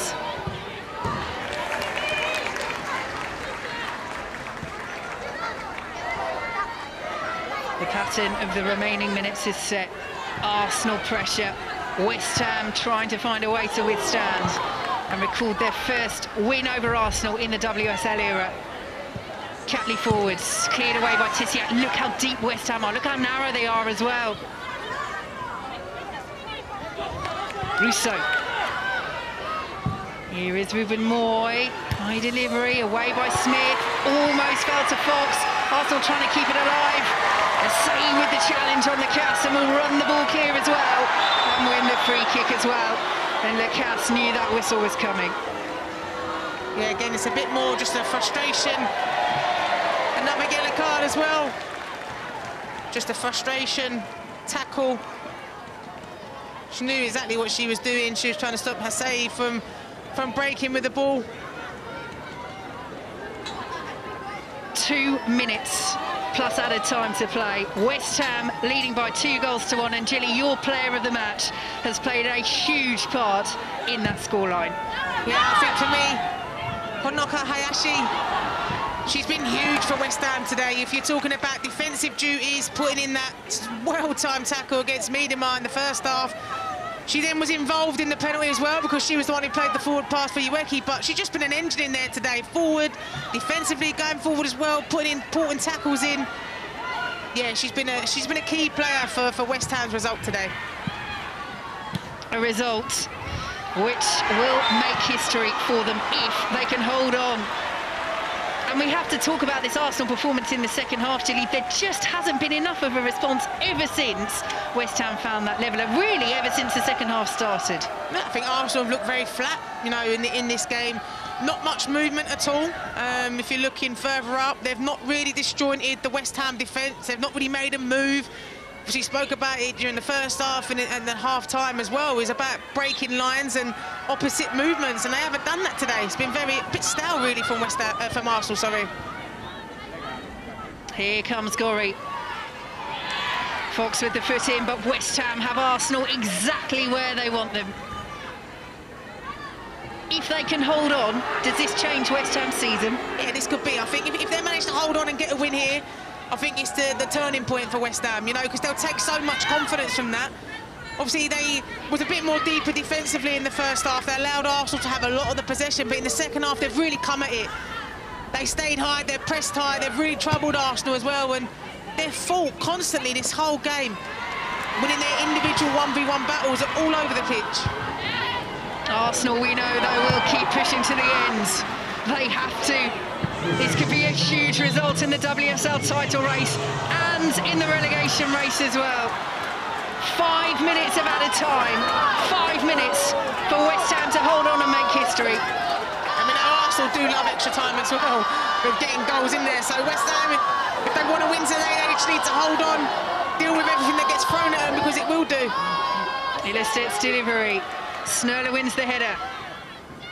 Catley will take the throw. Russo.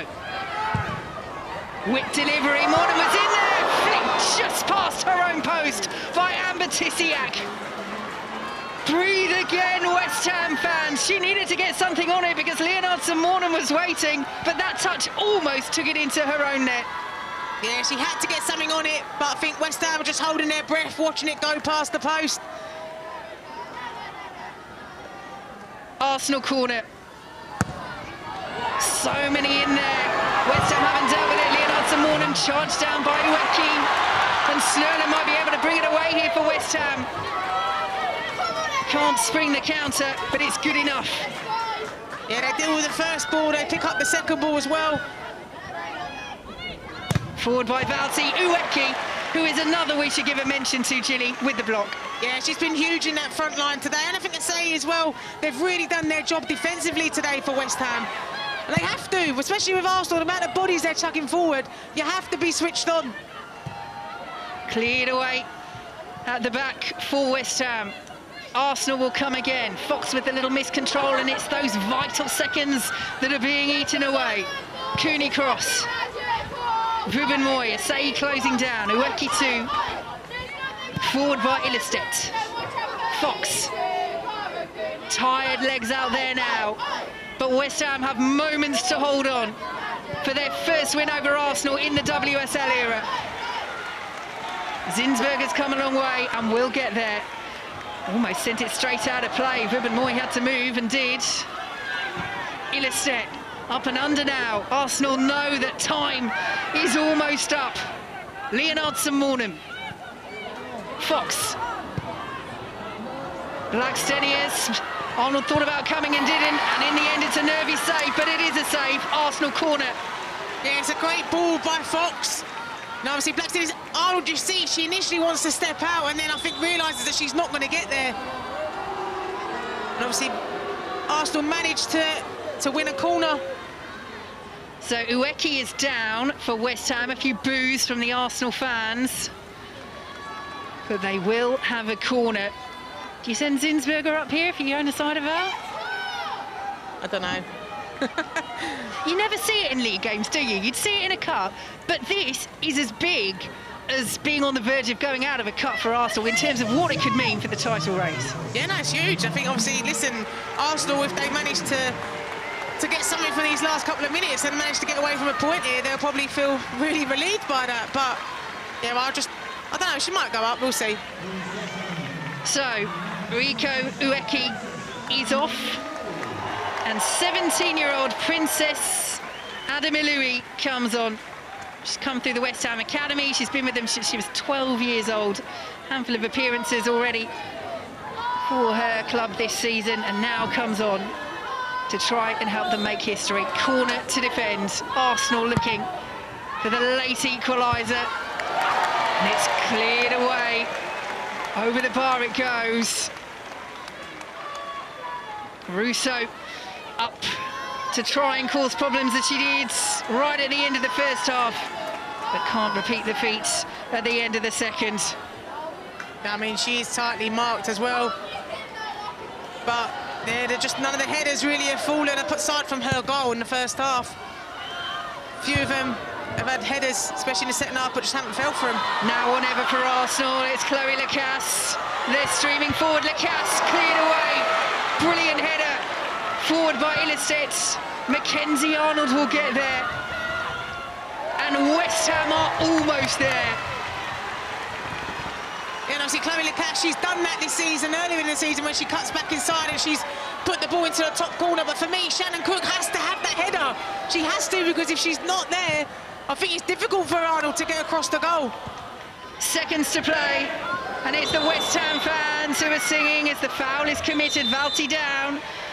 It will be a free kick to Arsenal,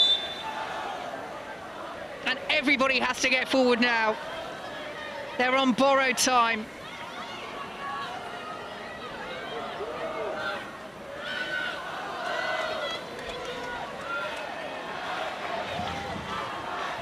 I say into the book for that challenge. Here we go then, now or never for Arsenal. Zinsberger forward, flicked on by Ilestedt. Blackstenius can't bring it down. Snurler with the clearance. Gorry will clear. History for West Ham United. Their first victory over Arsenal in the WSL era, and a result that has huge implications at the foot and at the top of the WSL table. A huge boost to West Ham's survival hopes. A huge blow to Arsenal's title chances. It finishes West Ham 2, Arsenal 1. Yeah, it's a huge result for West Ham, a huge result. You know, they want to pull away from the bottom of the pack. They want to pull away from Bristol City. You just hear the roar then at the stadium when that final whistle went. Every single player out there today for West Ham has played a part in this. And in full honesty, this result today gives Rianne Skinner a bit of breathing space as well, and a little bit less pressure on her. But yeah, it's a huge result for West Ham, and Arsenal, they just didn't look like they had a plan B when they was going forward. And for me, the deserved winners today were West Ham. So many outstanding performances, the likes of Awa Sissoko. We see Honoka Hayashi as well, Rico Ueki. It just worked. Everything worked for West Ham today. The game plan in the first half, pretty much until Russo scored. But from then on, in the second half, they were brave enough to change it up. Individual performances outstanding, and her performance, Rianne Skinner's, outstanding as well. Yeah, they had a good game plan, you know, with West Ham. Obviously, second half they come out, they stepped up a little bit higher onto Arsenal. They made Arsenal panic a little bit, but Arsenal, for me, moved the ball too slowly today. Even when West Ham were doing that press, you've got to move the ball quickly to break the press, but for me, they just weren't there today. But West Ham's win was all about individual performances and making sure you win your 1v1 battles, and they've done that all over the pitch today. A huge shock in the WSL, and as West Ham prepare to begin their celebrations, it finishes West Ham United 2, Arsenal 1. Thank you, Gilly. Thank you, Vicky. Well, 15 months since West Ham have won here at home. Huge ramifications, this result today, for the top of the table and the bottom of the table. West Ham never beaten Arsenal in the WSL era. What a performance from West Ham today, Farrah Williams. Yeah, I thought it was magnificent. I think right from the off, I think in terms of their organisation, really trying to make it difficult for Arsenal. I felt like in the first 45, they done that really well. Arsenal were lucky to go in at the break, a goal up. But I think half-time, that was the difference for me, Alex. Between the two managers, West Ham came out a completely different team. We said at half-time, Arsenal have to do something different. They need to get a plan B. They didn't come out with that. What West Ham did was just that. And they were more aggressive, they were more front-footed, put the Arsenal back line without Leah Williamson under a little bit more pressure, and they got their, the penalty and the goals with that, Anita. Yeah, I'm still lost for words, to be honest, guys. I think it was an outstanding performance from West Ham, and the fact that they could change the game after the second half and go up a level. Every player worked tirelessly to stop Arsenal getting space, numbers behind the ball, getting blocks to shots, and they were deserved winners in the end for me. Yeah, all the talk coming into this one was the Arsenal England captain returning today, her first start, but West Ham were having none of it. They wanted to spoil the party here today, and they sure did that, Farah. They did, but I think, Alex, her performance was good. I think Leah, settling into that Arsenal back line after 10 months being out of the game, you already felt that calmness within the back line. It's actually when they took her out of the half, because obviously when you come back from these really big injuries, you have to manage your minutes. They had to do that with Leah. But you could see already without her presence in the team, they'd already lost their discipline at the back. Well, as you can see, this is the table as it currently stands, and that result here today means that West Ham go from 11th up to 9th. A huge result, which means Arsenal is still in 3rd. But Anita, does that mean Arsenal's title hopes are over today? They still have to go away to Chelsea and play Manchester City away. Yeah, I think they've got 2 really difficult games coming up, and we've seen what Chelsea can do. They've got such depth and quality in the squad. They've added to that. They're able to make rotations when needed, and I just think Chelsea are the team at the moment that are unstoppable. Okay, Farah, let's take it back actually and see how West Ham managed to get back into this game. A penalty. Steph Catley caught the wrong side. Yeah, it was one of those from where we were sat, we thought, was it inside or outside? And the margins are so small, and obviously, for the referee, really difficult. I thought the run from Ueki was, magnificent between the fullback and the centre half. It makes it really difficult. The pass here, unbelievable. But you can see Catley, wrong side of the striker, Ueki, and actually makes contact, whether it's inside or outside. The pictures are very unclear, and obviously VAR would have been able to clear it up from different angles, Alex. Sometimes it looks inside, sometimes it looks out. Yeah, it was a tight call, a really tight decision, and a quality finish from Masai in a critical moment of the game. And they put themselves in that position. She got herself in a situation where she could get a penalty, and that was the difference. Yeah, showing great composure there to finish how she did, Farah, especially under pressure, knowing you're down there in the relegation, you need the points.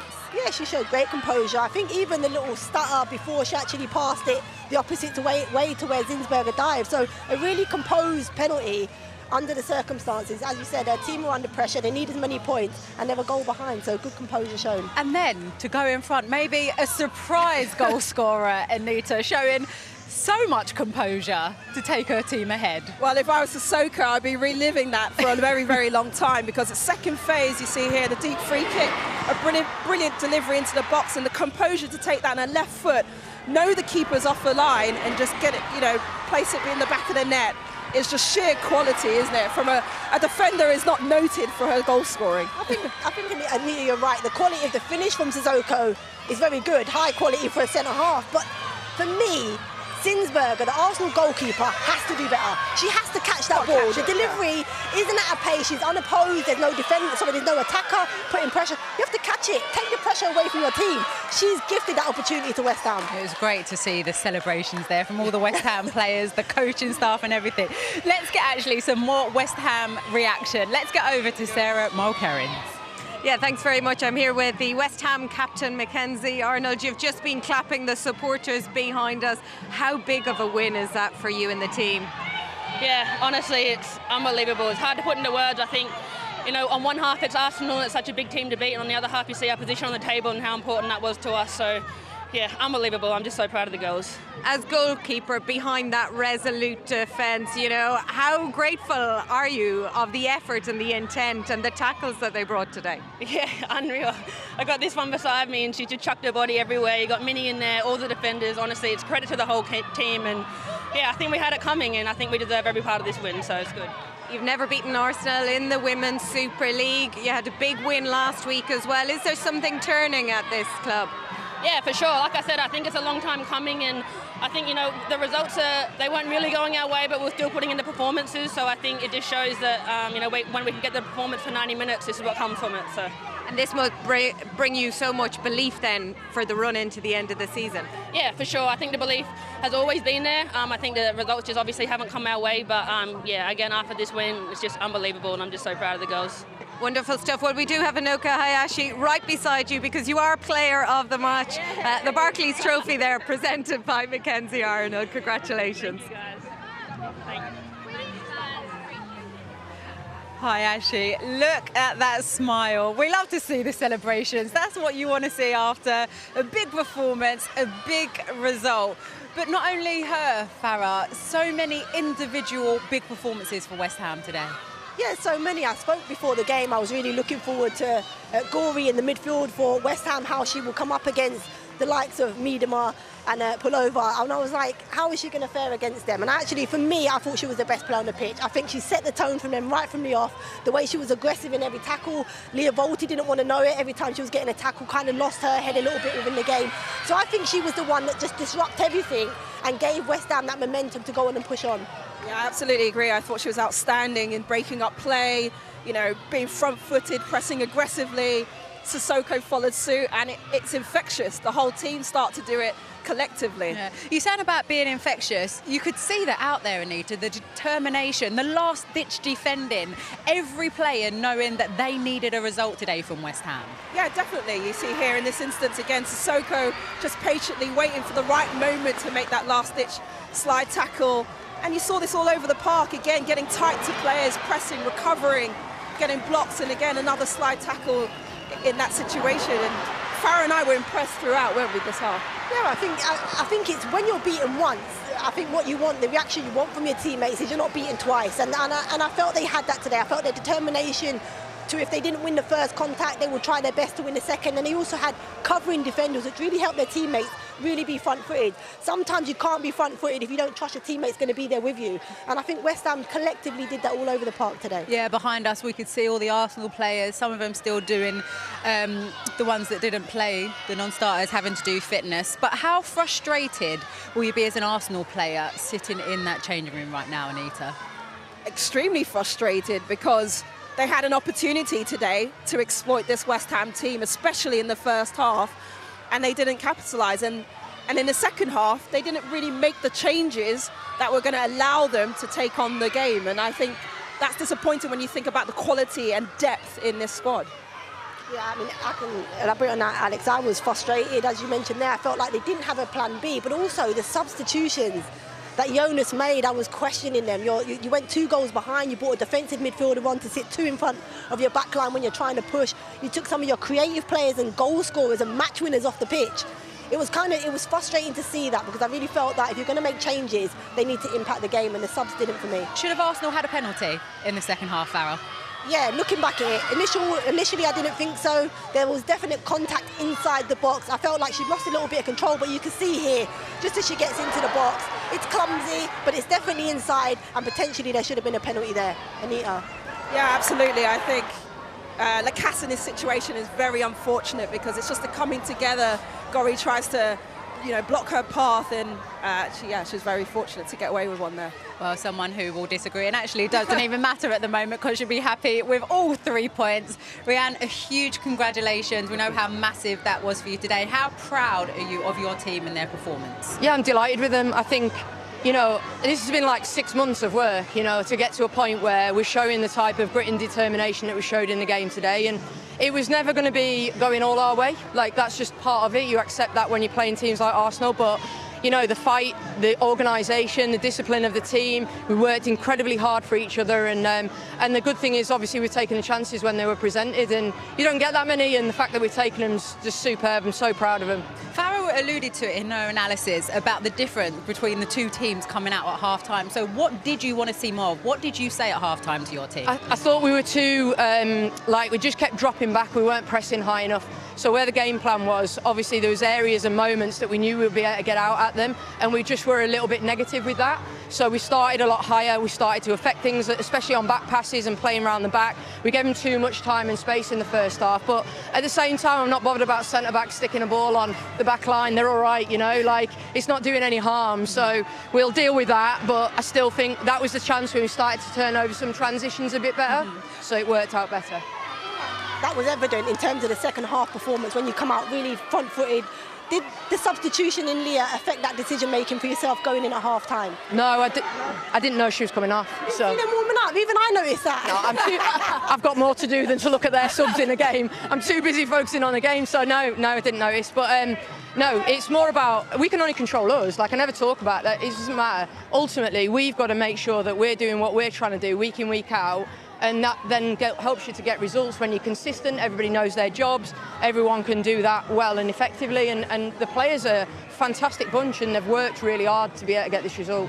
Congratulations, firstly, Rianne. Thank you. But my question to you is, you know, after the 8 winless run that you had prior to Bristol, how have you managed to keep the belief in this team? Because I've been through a relegation battle and I know how difficult that is. Yeah. Well, I think the players have believed in the way that we're trying to play from the minute I've come in. Like I said, they understood it was a process and it was going to take time. We needed to build a squad. And so we'd played well, and the markers that we have on our performances were showing evidence of the fact that we were improving based on the way that it was played before. And so ultimately, you know, there's always been positives to take out of the games. I mean, I think this is a culmination of coming back from 3-1 down against Tottenham, you know, like constantly fighting till the end and getting the result last weekend. And it's just, you just need the first one over the line. You know that. Like, once you get the first one, you start to get a little bit of momentum. Brian, we're going to roll in the goals again today, but talk us through some of the big performances from some of your players today. There's a lot. How much time have we got for this? So obviously the first one, the pressure with the penalty as well, but for players to step up in that moment and know the onus is on them and own the moment. Yeah. I mean, Vivi's the highest French goal scorer in the WSL now, so she knew that going into this game, so there's absolutely zero chance she was going to miss that penalty. She doesn't miss them, to be fair, so, but then just on that part of it, it's just the second phase where we're trying to be a lot more proactive, and Howard's took that incredibly well, you know, to keep that down when it's bouncing in front as well. It's a difficult finish on her left foot as well, but I think it's just right place, right time, trying to lock in the box. She's done a good job there. And it is a huge result now. You come away from the relegation zone, but it's still so tight. How big is that next game against Everton? Every game's the same for us. Like we've left it a bit late because obviously we've just been trying to chip away at things, and so now every game's 3 points. We've just got to keep trying to hunt down the next team, really, and that's the most important thing. So Bristol are more than capable of getting results in this league, you know, and I think they're obviously going to fight for everything. Brighton will fight, Everton will. You just got to make sure that you do what you can do every game, and that's what we'll focus on. Okay, Rianne, thank you for joining us. Congratulations once again. Here, we'll take that mic. We'll throw it under there. Go join your team. Thank you very much.